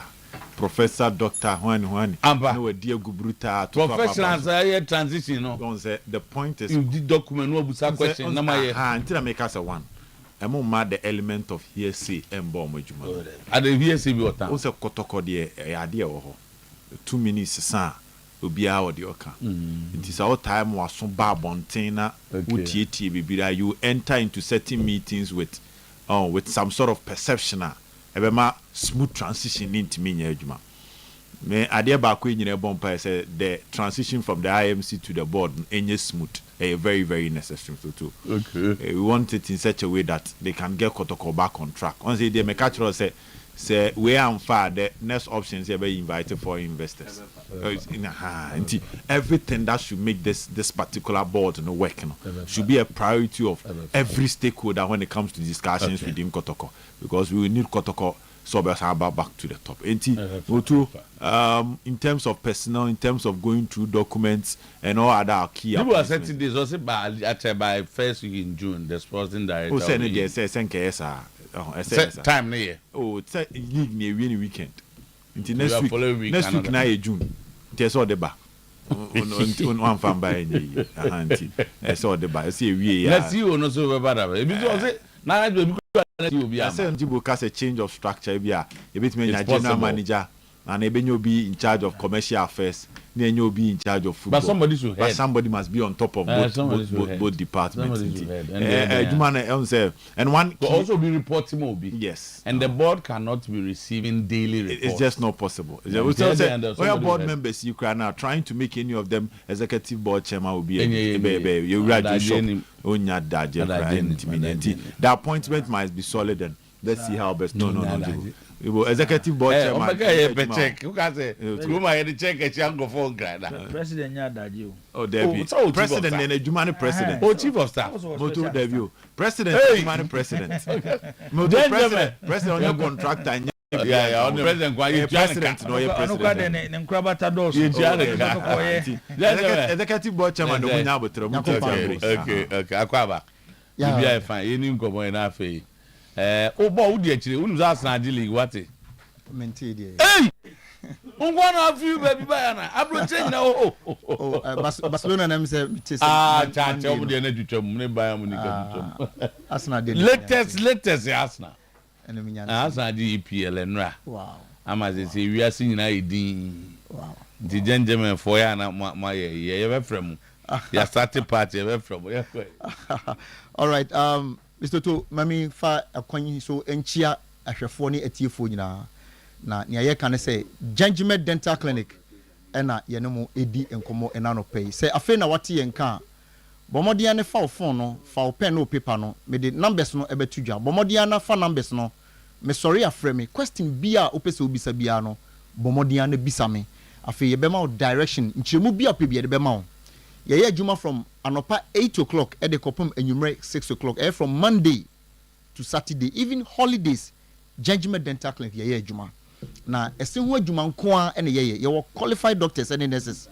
Enti no matter said ye was any problem ni tie bia no ye betumi aboawo sanse ese eye enipa animunyam ese ne function na ewo ho no se elusu ne function na ya na ese na koye problem enti obi wokra ni situ ana ma ne kasa asesa obi say affecting the consonant or can T or can S or can F na aye interesting na ni nyina ne say problem ye hu ne ntemu a na yaso ano ntem na etumi aboa enti Judgment Dental Clinic last week na ye din komofa cavities on na ene na ye pese ye de cavities no ekowie na ye call pulpitis mu ye ka pulpitis a it simply means say the inflammation of the tooth pulp and a friend of pulpitis.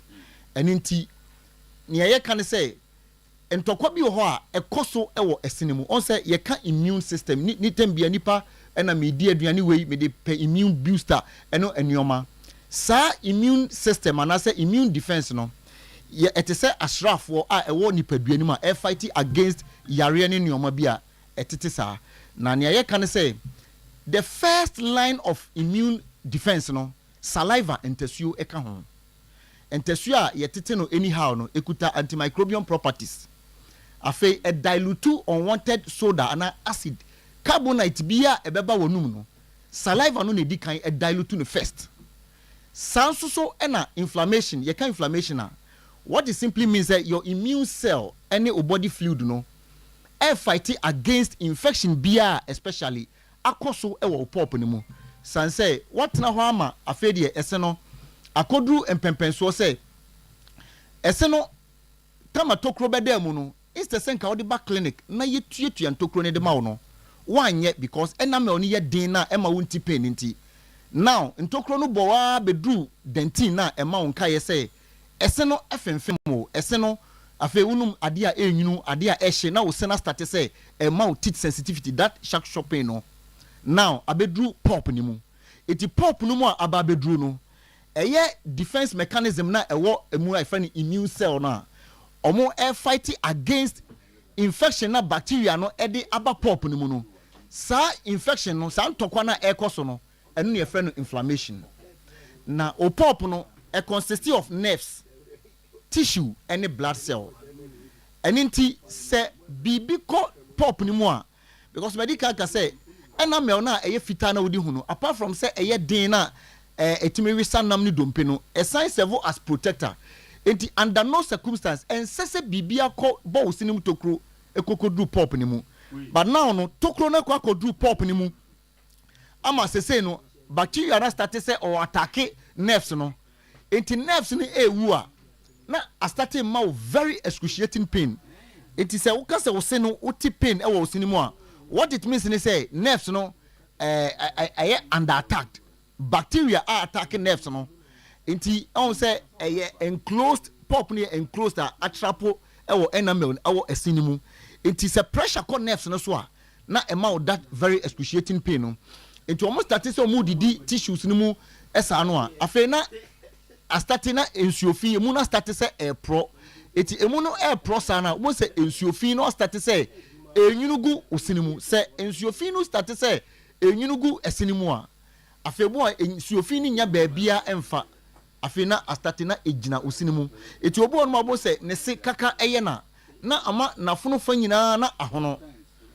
minua hwehwe Judgment Dental Clinic akira kwan na yemo wo your numbers is 055 913 9582 055 913 9582 and 0549 906 588 0549 906 588 me sorry ya frame na ya twetwe nkomo enti se suofini start se eba musa no a on say enipa bia blood is circulating all over your body enti infection na bacteria na cause pop ni mu no on say pop no maka say esene etua ne socket mu ewo wapantan kase ni mu enti cord no a eye epeka form na ho no na nerves no befa e ba pop chamber ni mu no nerves no blood any oxygen enso etimi efamu e de ba esene mu eti blood no say air return back reflex no it take effect na infection no be SI spread call the other parts of your body etumi enhance cardiovascular disease enom any ade in rare cases ebetumi ekun hwehwe Judgment Dental Clinic akira kwan se wo obi a utie me anopai o hwe me on se wutse no eya wo ya onye ostati nya pain ewom as a result of cavities kaka minua bra na yemwa wo ebia na eyisikasem na wo dwene ho de an se wo de bra kakra bi ekura wo no yebegye yebe start procedure no na watua no enkakra na ma oseno afanentuma pa e fra obi ho no ma ne de ne ye cracks na obi ho no ma ne de no under microscopic because a very thin umfa wani hu so we comprehensive examination kra o hwe ne se na wo hu se crack ewom especially obi of type dompe no ne sinimu start se e crack bacteria no especially streptococcus dompe nye oh yes dompe no nye because ubisa nipa ne say DNT na ope dompe na they all can say ope calcium but the ka say echimu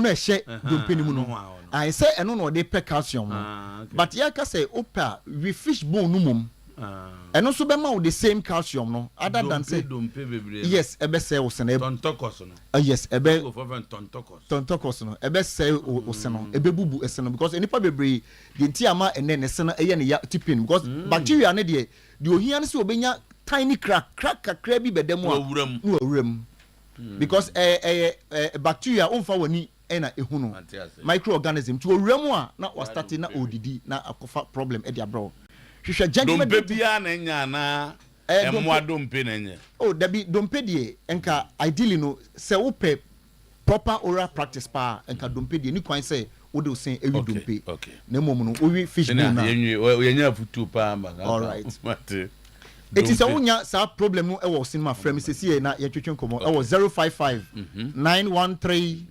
9582 and 0549 906 588 ye Kumase Bantama Abrepo Junction Total Filling Station o Udru Atomsu High School Junction traffic light na say ubehu Gentleman Dental Clinic oh Accra ye Nungwa main lorry station o ye ne Nungwa Secondary School no Dome Kwabenya Atomic Down Roundabout your branch no be ewo ho oko Techiman ubehu your Market Magazine Road no so ye ne AY Ahmed and a direct opposite frame sisi na ye twetwe nkomo ye be more direction your baby gentlemen ye da say dompe minimum bi ope dompe papa nam papa also on ope dompe no onyina say enye ye da say thank you very much okay Oyerepa FM unye yade kase ba we na munye wi ase nyi na bramo mutio wano